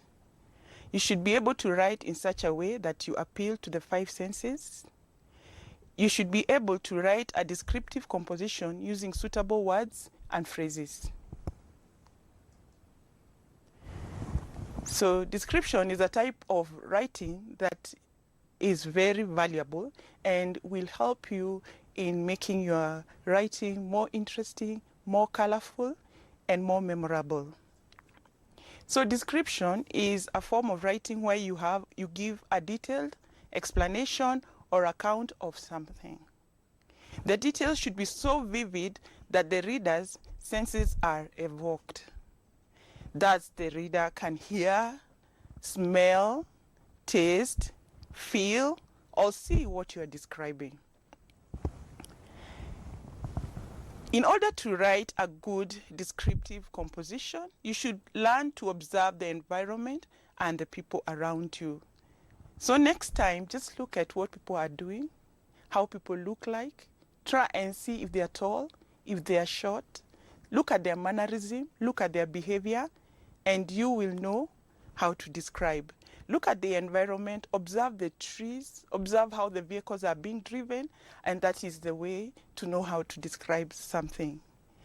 Then something else that you need to do is to make description more vivid by using comparatives.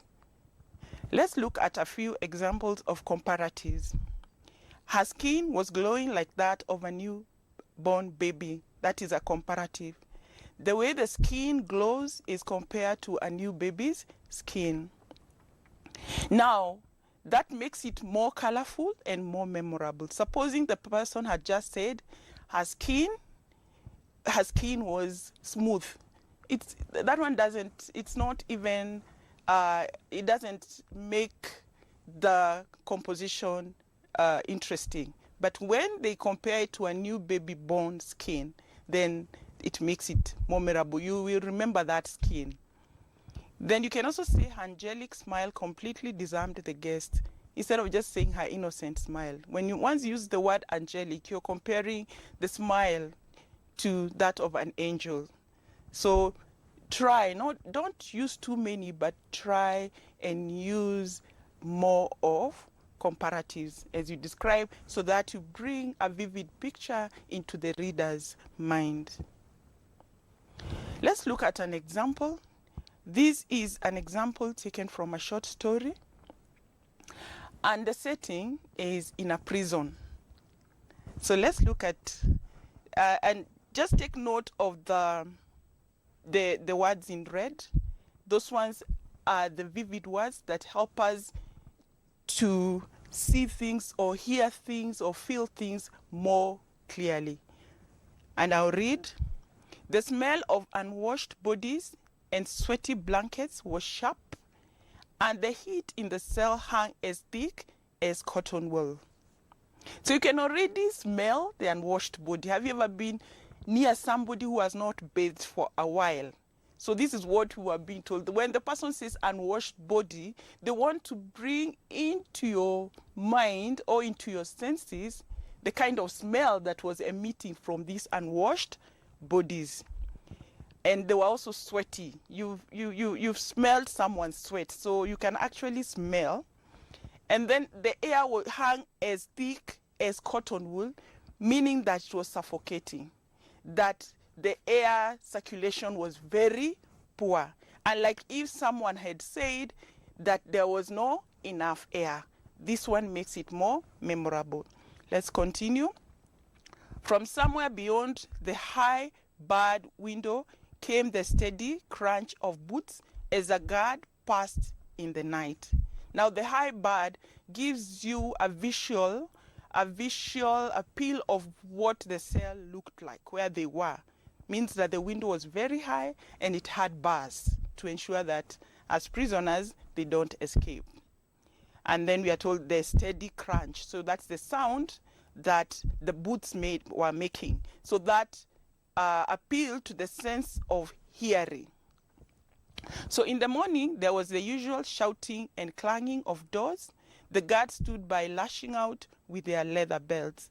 Again, There is an appeal there to the hearing sense, the sense of hearing, the shouting, you can hear people shouting, the clanging of the doors, you can hear that noise, and then the guard stood by lashing. Lashing, you can feel it, the touch, the pain they must have felt, especially because they were being whipped with leather belt. Let's continue. I sat with my back against the concrete wall and looked at old cockroach. He was tall and thin and bony, folded up now like a carpenter's ruler. Again, there we have been told the posture in which they were seated, so we can see how they were seated. And then he was tall and thin. We can see that man who is being described there, the cockroaches. That's how they call him there in the prison, old cockroach. So you have a picture of someone who is tall, someone who is thin and body, and then that image that has been used like a carpenter's ruler actually gives you a picture of how he looked like. So it had become hot again in the Kazan, and from the bucket latrine came the sharp, acrid smell of ammonia. I'm sure you've been to a toilet and the smell of the urine hit your nose very forcefully. And this is what this writer is telling us, that's what happened. This extract is by Alex Laguma in his story, Out of Darkness. And here we have the visual of that man folded up like a ruler. And there is the carpenter's ruler. Is there any similarity? But shows that he was very weak and maybe probably underfed. Okay, let's now look at how to describe a person. Before you describe a person, it's always good to think of that someone that you know or you have seen. And imagine that you're describing that person to your friend. If you are describing that person to your friend, you will need to describe the physical and the personality of that person. You may need also to say what you admire about that person. Let's look at the physical. What are some of the words that you can use to describe the physical appearance of someone? The size. You can say that he's a tall, slim person. So you look at words like tall, medium height, short, petite, little. If someone is small, if someone is slender, you talk about them being, if someone is small and slim, of course there are those words there, slim, slender, thin. Thin is someone now who borders on being unhealthy. So it's always good to use words like slim and slender. They're more courteous. Then you can talk about someone's long arms and legs. You can say, I have a friend who is so tall and slim. Whenever I need someone to pick something for me up on the last shelf, I don't need to look further. He has such long arms, he will reach whatever it's there effortlessly. And then thin, bony legs. You can talk about someone who is well built, someone who is masculine. And if it's a lady, you can talk about well-rounded or curvy. It's not good to tell people they are fat, or it's not even good to tell people that they are thin. Better to use those in between neutral terms like slim and curvy or well-rounded or well-built. What about the hair? The hair, you can talk about the hair being short. You can talk about the hair being black, kinky. You know kinky, this is the African hair. Most of our hair is, majority of us have hair that is quite hard and curly but tough. So we call it kinky. Then it can also be long, it can be silky, it can be curly, and it can be wavy. What about the beard? You can describe someone as having a mustache. A goatee is this beard that comes here. The mustache is what goes above the lip. And then the goatee is that hair that grows on the chin. Then we have short boxed beard that come all over the face, but it's so neatly done, and the mustache also. And then we have long sideburns. They're on the side. They're just on the side. And then we have a full beard. You've seen people with beard that is full on their face. That is a full beard. And then about the skin, you can talk about the skin being dark. You can talk about the skin being chocolate brown. The skin can be light skinned. What about eyes? Most of us Africans, we have brown eyes. But if you're talking about a Caucasian, a white person, they even have green eyes, they have blue eyes, they have gray eyes, and some have black eyes. Then we've looked at the physical appearance. Now we look at the personality. The personality looks at a person's action and behavior, what makes that person. So we have some positive characteristic that we can describe a person using.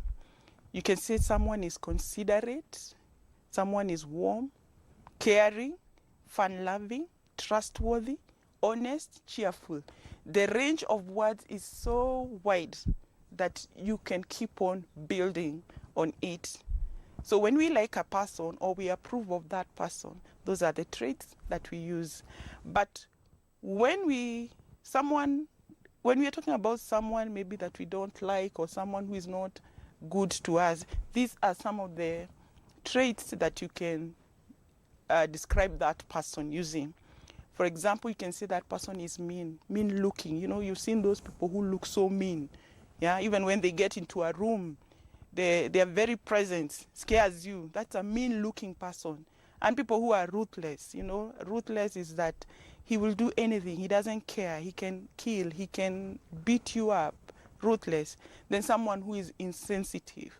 It doesn't even know when you're suffering, even when you're in pain, or even tells you something that hurts you. That's someone who is insensitive. Ill-tempered or grumpy. These are people who are always moody. You don't even want to be around them. So, and then there's that person who is dishonest or hypocritical. Maybe when he's with you, he pretends to be your friend.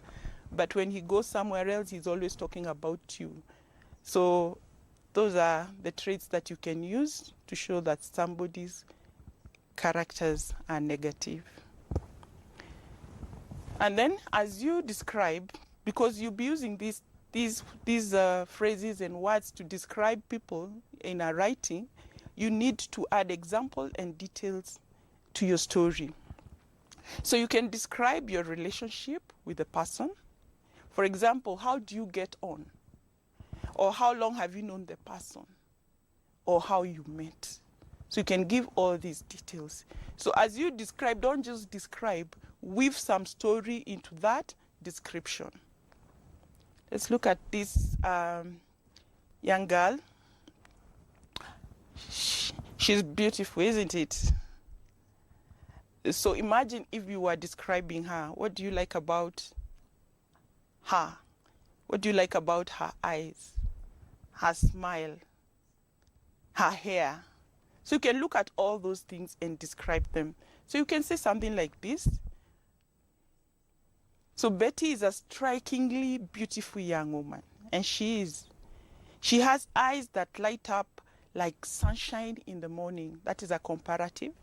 She has a perfect set of dazzling white teeth that beautifully complements her captivating smile. She is a kind and caring soul. You will often find her working with the poor in the slum. Recently, I bumped into her. You can, and then weave a story like, say, recently, I bumped into her in our small town. She was looking a bit disheveled, and her jeans and shoes were quite muddy. Then when she realized I was looking at her, she explained that she had just come from a children's home where she had engaged with the children, they had played sport, she had carried some of them, and that is Betty for you. She's a down-to-earth young woman. So you weave a story around your description. Then let's go to now describing a place. Name the place. You need to name the place. For example, it can be a church, a town, a city, a prison like what we have seen in our first description, our first example, a shop, a village. You need to describe the characteristics of that place. For example, if it's a city. If you go to Nairobi, you're likely to find it bustling, noisy, blaring, blasting, ear splitting, deafening. You can hear all those noises from the shops, from the matatus, and it's usually quite noisy. And you can also talk about congestion. You can talk about the environment. Is it dirty or is it clean? So you can say, for example, the other day I visited Nairobi and I was quite shocked. There was a pile of rubbish which was an eyesore. There was a putrid smell coming out of that, a mixture of rotten and decaying things. I think Nairobi is quite neglected or something. So you can say that. So describe the buildings. Focus on one or two that you like or you do not like and give reason. You can say that you visited a building that was poorly lit, it was dilapidated, or you liked the room or the building, you liked the old-fashioned colonial style architecture. So you can describe, take your time and describe the building so that the reader can see what you're seeing. Then we are still on the city. If it's a city, are there monuments? Maybe you visited the Kenya Archives, where they keep our history records. So describe all these vividly. What kind of businesses are being conducted in this city? So there are many stores, there are restaurants. What other business have you noticed in the city? Describe the people's behavior. There are those who are very courteous, there are those who are very abrasive and aggressive. They will hit you on their way and they will not even apologize. You can talk about such kind of behavior. Then describe public transport and traffic jams if there are any. And then try and weave a story around the description. Yeah, give a story. Don't just say Nairobi is like this, like this. Put it in a context that you visited Nairobi with a friend the other day. You wanted to go to Kenya Archives and you also wanted to watch the movie. You managed to go to, then as you take us where you went, you managed to go to Kenya Archives and then you tell us what you found in the Kenya Archives, maybe describe.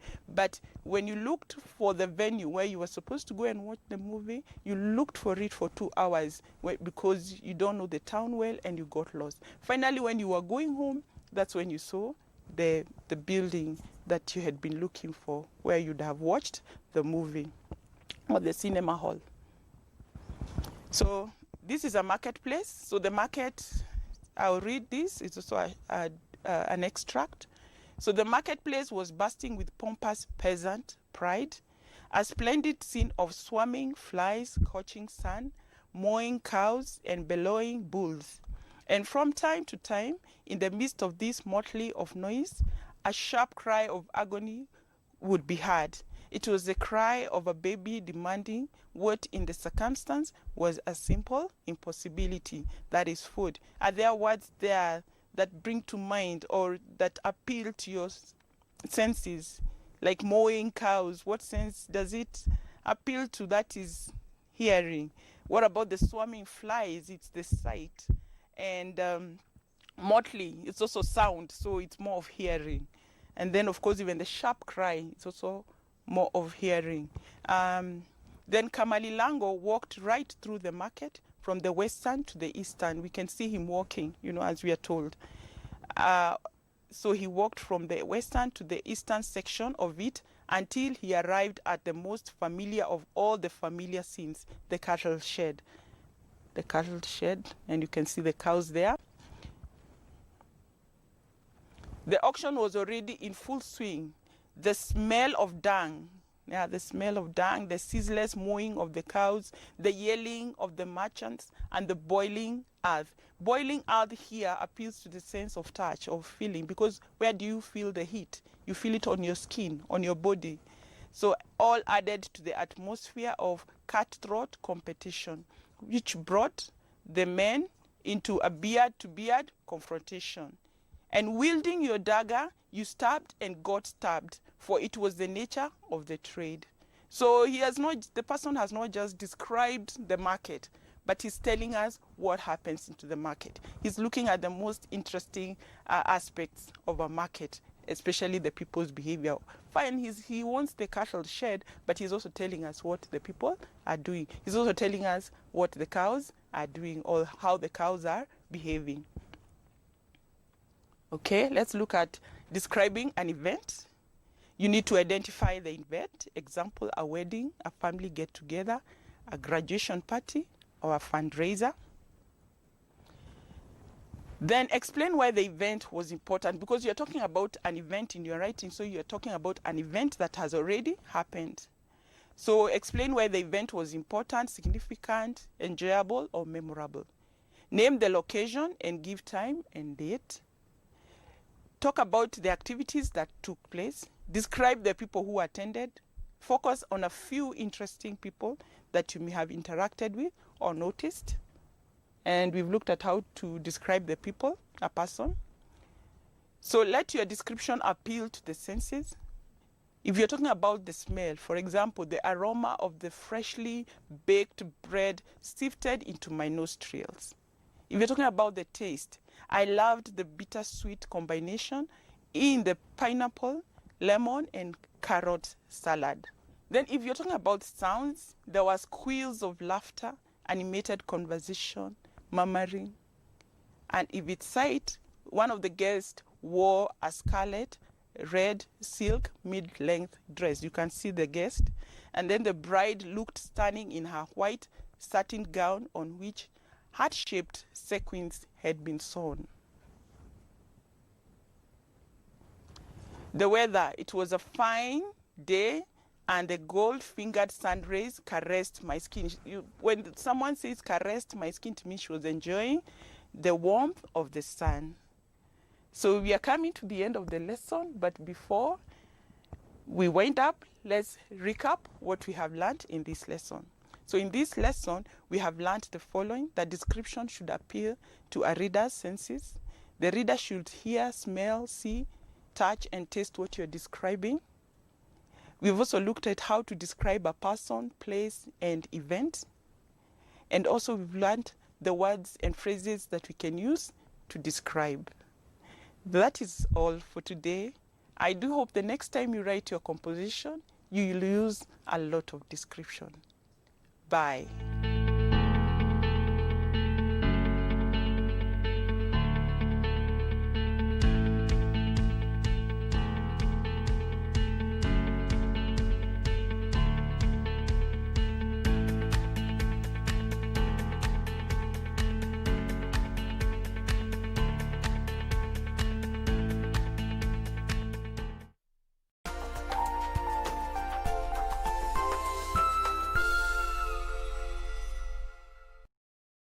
As the country grapples with a new normal occasioned by the COVID-19 pandemic, 800 kilometers from Nairobi lies the Kakuma refugee camp, home to 196,000 refugees. Watoto chakula saizi imepungua, hata kwa ration yenye tunapimiwa chakula ni kidogo. How has the coronavirus impacted their lives? Join me, Purity Museo, as I share with you resilient stories from the Kakuma refugee camp in Turkana County.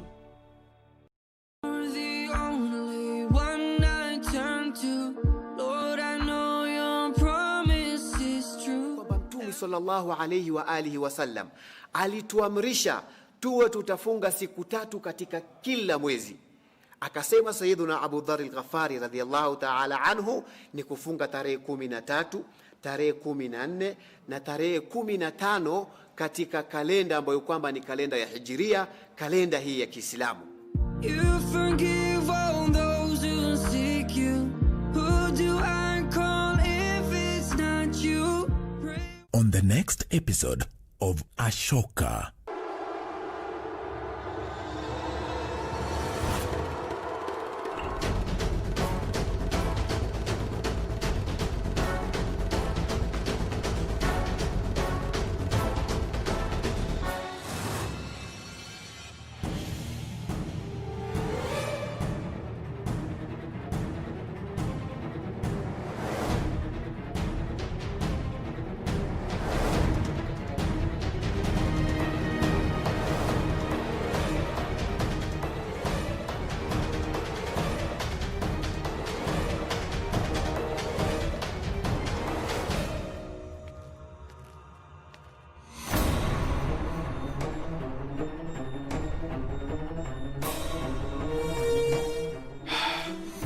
This means they have managed to open the door.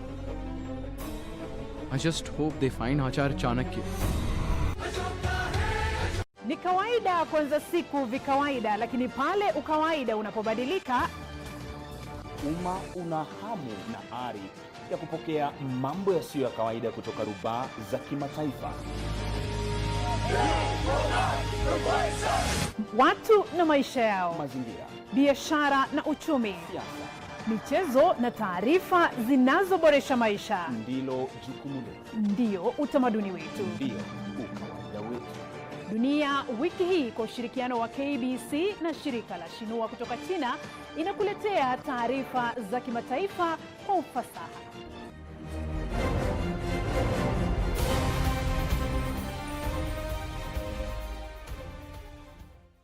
Like father, like son, the Origis have continued to dazzle the football scene home and abroad. And that's why you are in for another treat this Saturday at 4 p.m. as we relive the 1998 World Cup qualifier, where Michael Koth scored a hat-trick in a record streak against the Stallions of Burkina Faso. Look at Michael Koth now. Didn't take quite so much time. From our archives, only on KBC Channel 1, Soccer Finest. Next on... In 2007, I realized that the real challenges people with albinism face are not with the skin and the hair. The real challenges, the real disability with people with albinism is the eyes. So since 2007, I've been seeing people for albinism for free. We provide them with 3 photochromatic glasses. These glasses actually make them see much better. This one is very okay. Can you see me? Can you see my teeth? This one is cool. Thank you so much. This one is really beautiful. Yeah, I'm happy because everybody can now see me smiling and makes communication very happy. 'Cause we're differently abled, differently. This weekend on KBC Channel 1. You take my baby, eh? You take my baby and ram it onto another car, eh? And then you try to escape. Murume nakwambia zakayo hapo kwa matusi usiingilie, umesikia? Usiingilie matusi my friend, wewe. Point of correction. I have never had a boyfriend. Certainly not Solomon. It is okay, it is okay. I knew you guys would never come to my rescue. And just a few minutes ago, you were helping Farah out. Why not me? Why? Why not me? Excuse you, you cannot compare the two of us. You deserve what you are getting. Right, Tito? Lua. Leave it. Take it. Stupid clothes that you've been bugging me with, stealing my peace. Kwenda. Classmates, every Saturday on KBC. On the next episode of Elena's Ghost. We just go saying that you had a dream. That family's not going to believe us at all. Listen, they provided us with a place to stay, their own house. We have to do something to repay their generosity. We have to tell them about Eduardo and the baby being alive.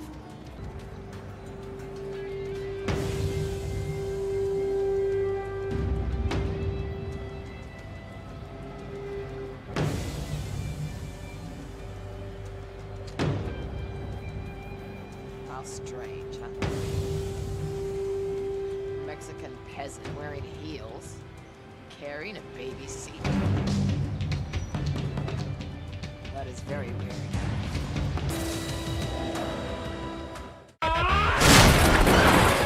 We are going to die! I don't want the kids to live with your mother! She's awful! I think I know someone who can help. Can't believe out of hundreds of clients. Ni kawaida kuanza siku vikawaida.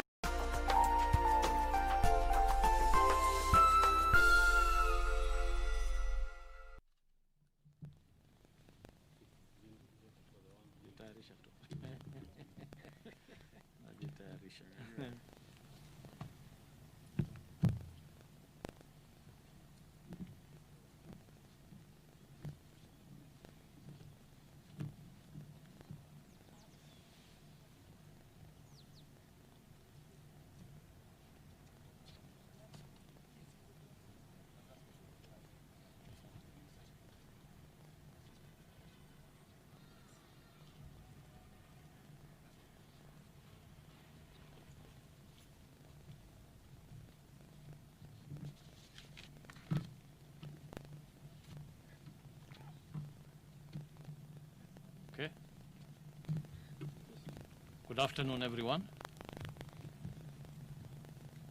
I want to welcome you and also thank you for joining us for this event this afternoon.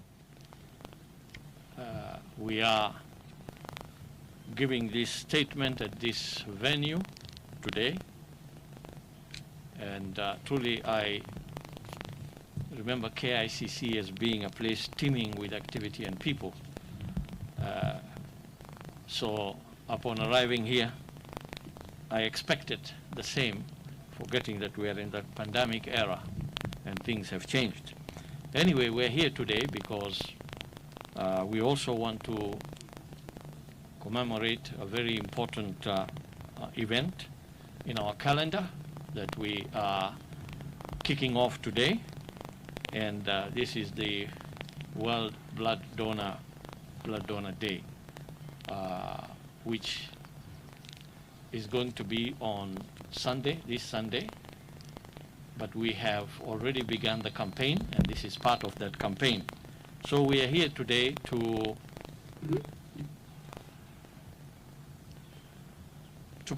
bring support to our national blood transfusion services, and also to remind ourselves that although as a ministry we have been focusing over the last 3 months or so mostly on coronavirus, as a ministry we have a much larger mandate and a much larger responsibility to the citizens of this country in ensuring that we are able to provide the necessary services for health care. Blood, of course, is a very important component for health care, and I'm very happy that today we are here to launch off this blood donation campaign. This event is to mark, as I said earlier, the commencement of the blood donation campaign as we prepare for the World Blood Donor Day, which will be commemorated on Sunday, 14th June 2020. We are, as a country, with our population of approximately 50 million, the WHO recommendations for the level of blood that we should be stocking or collecting within a year, at a minimum, is 1% of our population. That is around 500,000 pints of blood a year. That translates to collecting about 1,370 pints of blood every day for us to have sufficient stocks of blood to last us for a year, according to the minimum amount that we must have. However, we have had challenges in our blood collection, and we have been recording about a collection of about 164,000 pints a year over the last couple of years, which translates to around 450 pints a day. So you can see we are far short of the minimum that we should be doing, and there is a need for us to work towards achieving that minimum. With the COVID pandemic, as has been seen globally in many other areas, many other parts of the world, because of the restrictions and the containment measures that have been put in place to combat COVID-19, it has been recorded that those seeking health care have also gone down. The rate of people going to hospitals for care and for other services has gone down because of this abnormal situation. And this is something that is not unique to our country, but has been recorded everywhere else. If we look at blood collection during this period of the pandemic, it is estimated that between 70 and 80%, there has been between a 70 and 80% drop in blood collection during this pandemic year times in many parts of the world. We in Kenya have recorded a drop from the 450 pints a day to about 250 pints a day. So the launch of this campaign is extremely important because we need to increase the number of pints that we collect in a day. And you will all are very well aware that we have faced challenges as far as our national blood transfusion services is concerned. Challenges that as a ministry we are diligently addressing in order to improve service delivery in this sector. Recognizing the need for additional investments in this sector, the government has initiated a number of programs to be able to build up the capacity of the Kenya National Blood Transfusion Services. We have increased the number of human resources within this facility by posting an additional 22 members of staff to the Kenya National Blood Transfusion Services. We have also arranged for additional resourcing of this facility, and we will be pumping in about 1 billion Kenya shillings through a World Bank program in the coming months to upgrade and improve the level of services, the level of blood collection within all the satellite sites and sites that collect blood under the Kenya National Blood Transfusion Services throughout the country, to ensure that we have enough commodities that are required for blood collection, that is the blood bags, and everything else that is required for that supply chain, and also to ensure that we have the right equipment and reagents that are required in the lab to ensure that the blood we collect is properly handled, processed, and is safe for transfusion to patients.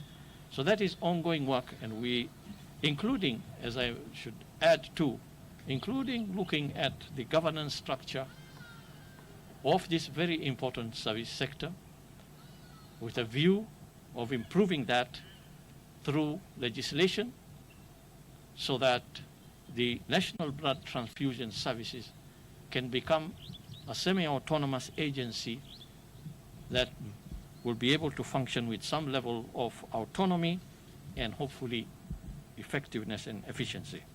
These are all plans that are in the works, and I'm sure that in the next coming months we should see some activities in that area, even though the COVID-19 pandemic situation, of course, as you will all agree, has slowed down a number of activities. So, ladies and gentlemen, as part of effort to appeal to our people to volunteer and donate blood, we have also collaborated with partners, leveraging on the importance and utility of ICT in service delivery. We have collaborated with Facebook, for example, and Dawa Sasa Systems, who use their ICT platforms to mobilize blood donors for the next 2 blood donors for blood donation campaigns such as this one. For this particular campaign, I can tell you that as of this morning, about 12,779 individuals in the country had set reminders on their Facebook accounts to come out and donate blood countrywide. There are also 33 other centers countrywide where this same exercise that we are conducting here today is also being carried out. Another 1,522 people who have called various centers to book an appointment for blood donation are expected also to present themselves and donate blood at these centers. We want to appeal to those inquiring and making pledges, as well as other well-wishers, to come forward and participate in this very important activity. Must also acknowledge, say that we are grateful to our partners and sponsors who have extended their hand of support in this venture. We want to express our appreciation to the Kenyatta International Conference Center management team for allowing us to use these wonderful grounds for this campaign, the Standard Group, Dawa Sasa Systems, UNFPA, AMREF, Farm Access, Kenyatta National Hospital, and Coca-Cola, who have all played a part in organizing this drive. Let me now move to our business of the day, which is to bring to you our report on COVID-19. Ladies and gentlemen, I am delighted to inform you that today we have discharged 72 patients from various hospitals who have recovered from the disease. This brings to 1,164 the total number of those who have so far recovered from COVID-19. This is good news. I think every time we see good numbers of recoveries, it's good news for us because it shows the balance between those that we are confirming positive and those that we are discharging. Remember that this is an in and out process, so the more we discharge, the more we will be able to handle as if our numbers rise. But it is also a clear indication that COVID-19 disease is not a death sentence. You can get COVID-19, you can recover, and you can move on with your life. To overcome this disease, it is very clear that we have to follow and adhere to the advice that is issued by the Ministry of Health. As we have said repeatedly, to beat coronavirus or COVID-19 disease, we need to be able to contain it, and the containment measures of hand washing, social and physical distancing, wearing masks, avoiding large gatherings, staying at home when you can, and minimizing any situation where you will be interacting with others. Those are the key measures that need to be observed in order to break the cycle of spread of this virus. Now, when we come to testing, today we have tested 2,000, over the last 24 hours, 2,419 samples, bringing to a total the number of tests that we have so far conducted to 108,666. Of these 2,419 samples tested over the past 24 hours, 90 have returned positive for the virus. And this number now brings the total number of COVID-19 positive persons cumulatively to 3,305. All the positive cases are Kenyans. 62 of them are males and 28 are females. The youngest is 14 years old and the oldest is 80 years old. These 90 cases are distributed in the following counties. Nairobi recorded 36, Mombasa 34, Busia 12, Uasin Gishu 3, Kilifi, Garissa, Kisumu, Meru and Turkana 1 each.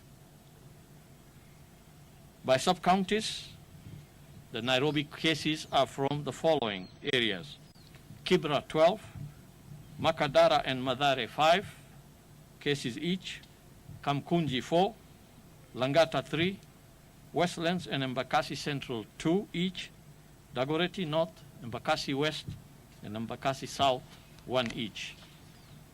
In Mombasa, the 34 cases are from Mvita 14, Kisauni 8, Likoni, Jomvu, Changamwe, 4 cases each.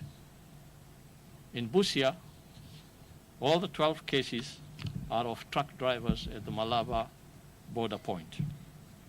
Garissa's 1 case is from Garissa Township. Kilifi's 1 case is from Kilifi North, and Kisumu's 1 case is from Kisumu Central. Meru had a 1 case from Imenti Central, and Turkana 1 case from Turkana West.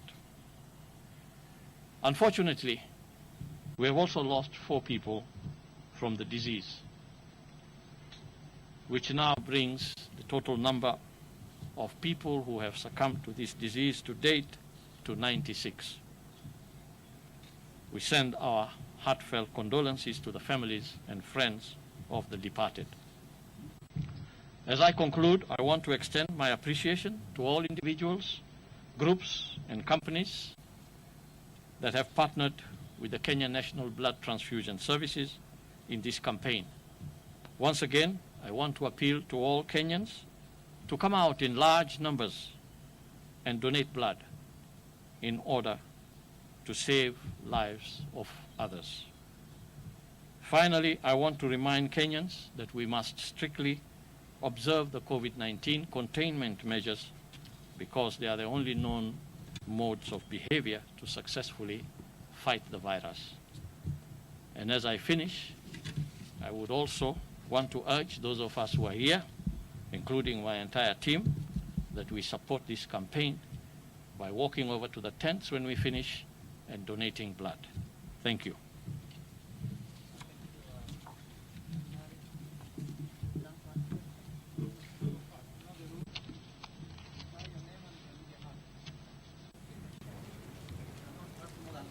Okay.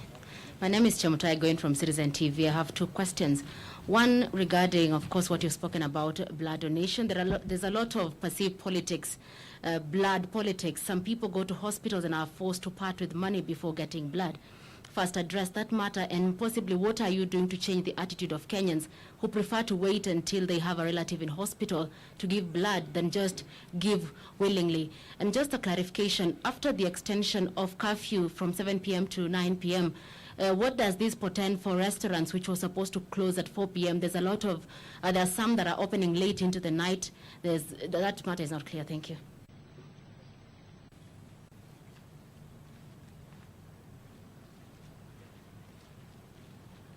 My name is Purity Musa from KBC on the home-based care program for COVID-19 launched on Wednesday. Do we have so far any patients that you've released, that are positive cases that you've released and are under this program between Wednesday and today?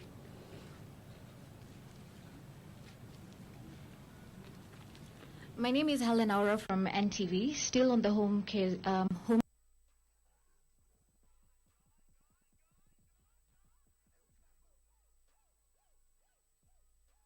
Just a clarity, will they be or will they be just healthcare volunteers who will be deployed to the homes?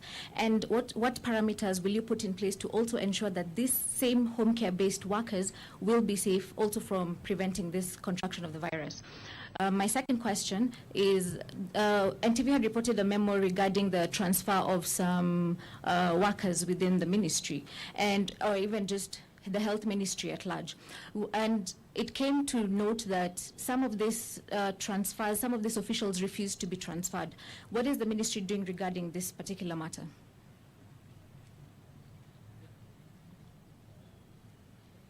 Okay, thank you.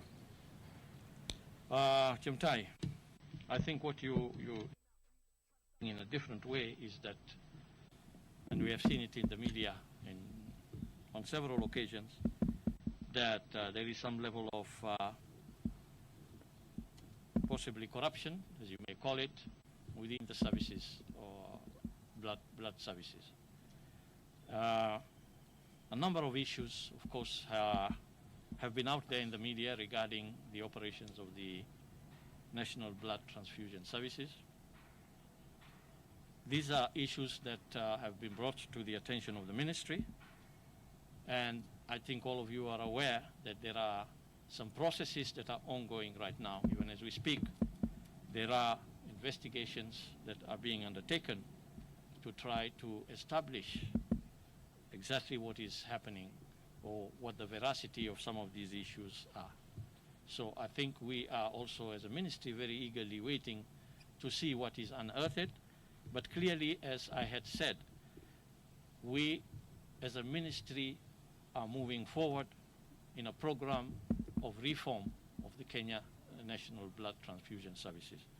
Those reforms are going to be widespread, including looking at the legal structure, as I mentioned, but also focusing very strongly on governance and leadership issues. So as this information becomes availed, I'm sure we will be able to share it with you.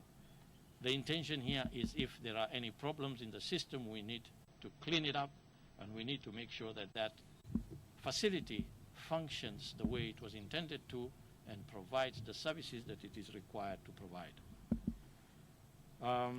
The attitude of Kenyans in terms of coming out to give blood. We have repeatedly said, even in this COVID-19 campaign that we are conducting, that matters health touch on each and every one of us. Even though we may not be affected, they will touch us. The COVID-19 touches each and every one of us because we are all at risk. And that is why we keep saying that we must be each other's keeper. And we must take responsibility as Kenyans. We must take responsibility to take charge of our health and the health of others by protecting ourselves and protecting others. When it comes to blood, again, that responsibility and that desire to do common good, the compassion that is within us, we must light that up so that we are able to care about others, to be able, those of us who are able to provide, we do so. Blood doesn't cost much to give. It is a biological component of our bodies, but it is replaced very fast. A great deal from anyone other than the time that you take to be able to draw out that 1 pint of blood.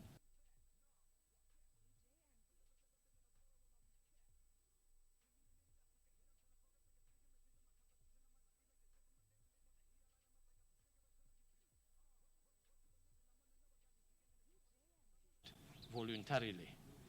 So we need to come out voluntarily and give out that blood. How then do we also reach out to people to come out? Well, as I said earlier, we need to look deeper and see what are the things that we can do that or inspire people to come and donate blood. As we said, we are now going to be working using ICT platforms. Facebook is one of those groups that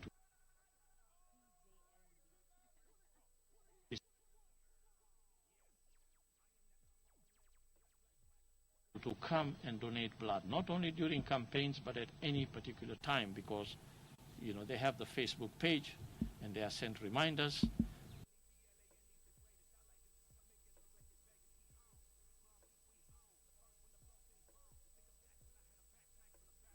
Population sensitized, particularly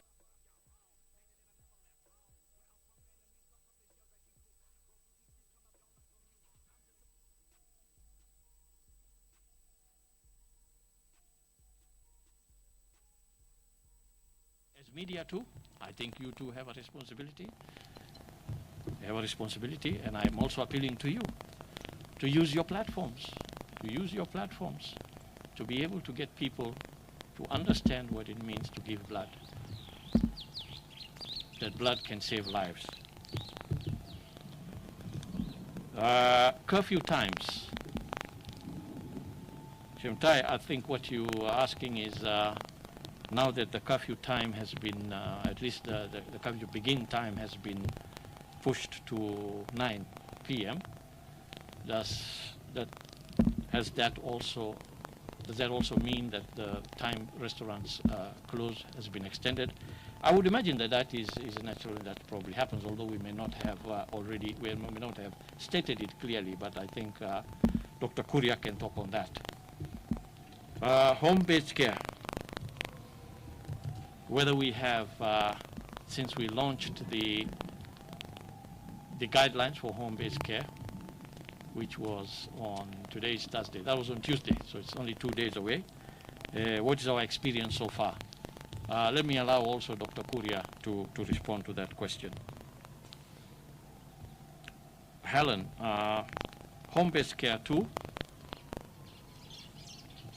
Your question was particularly about the healthcare workers who are taking care of the home-based clients.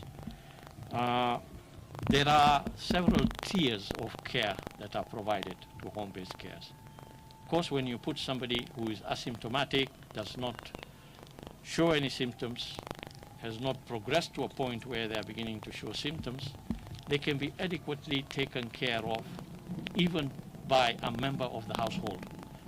And if you recall, we said that within the guidelines, there will be provision that people within the household, a caregiver in the household, could be appropriately trained in terms of the protective mechanisms that they use to be able to take care of that individual.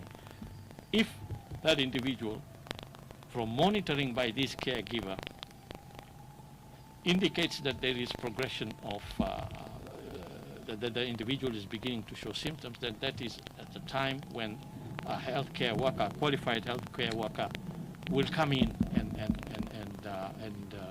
assess the situation. As we said, the guidelines also has provision that if an individual who is on home-based care develops symptoms and requires to be hospitalized, that there is a referral system for doing that very rapidly. So those measures, those arrangements have been put in place to ensure that that can be done. We also talked about community isolation, if you remember, and we talked about community health volunteers. Community health volunteers are actually trained in many modules on health, on how to deal with health at the community level.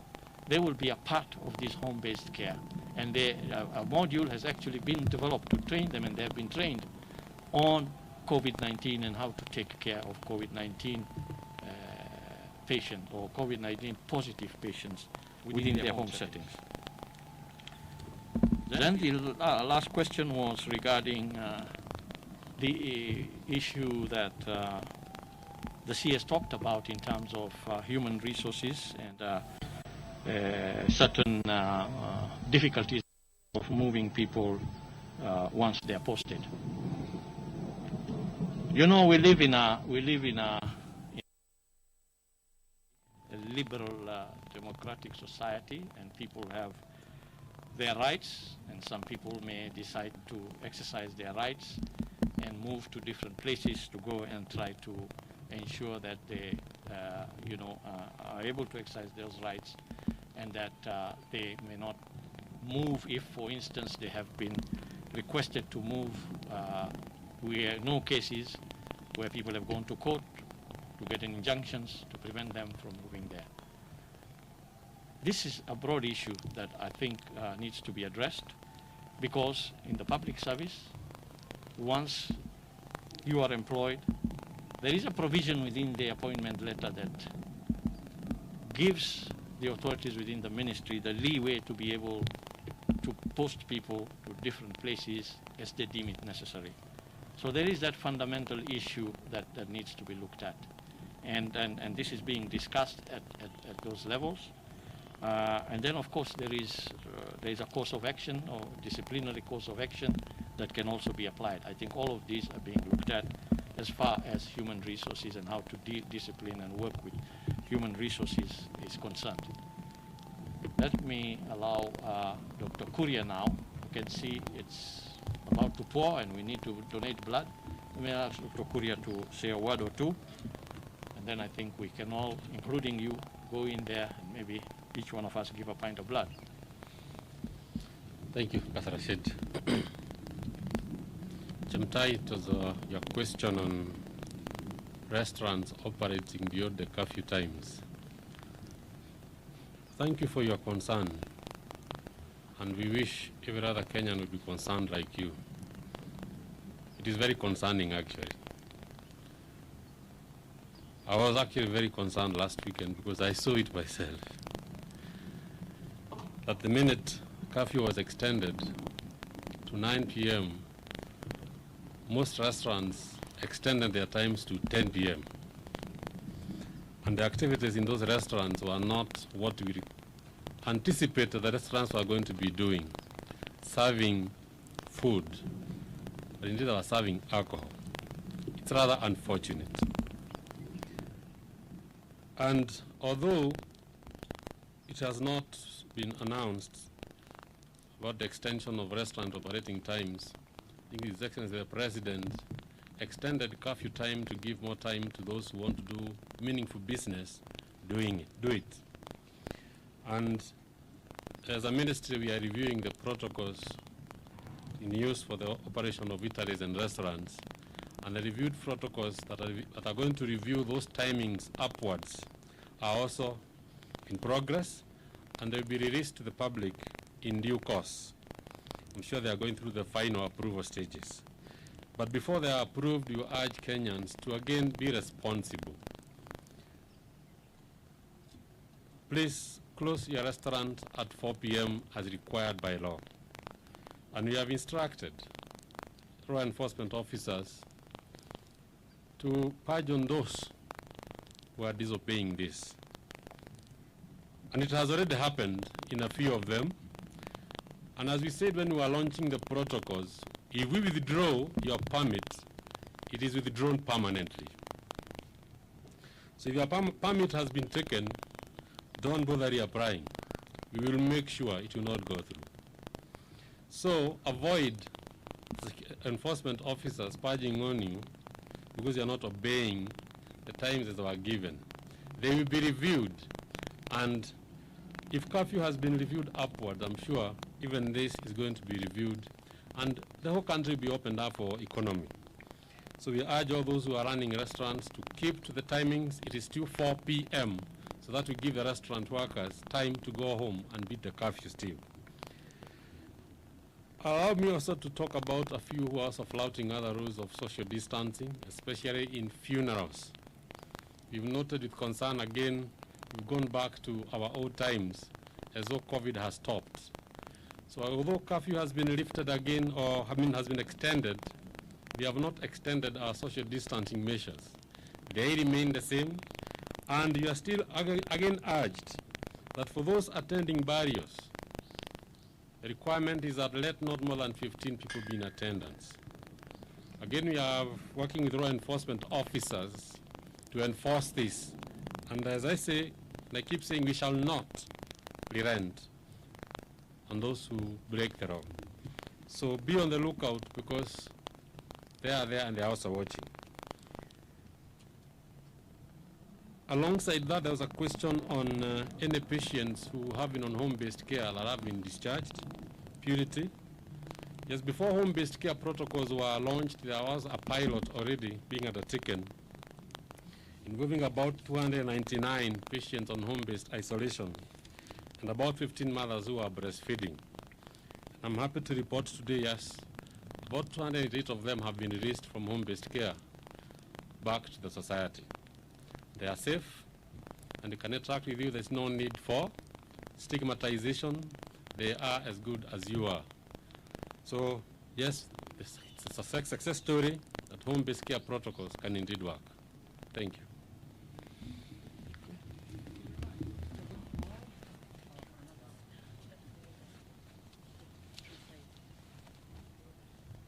Yeah, we go for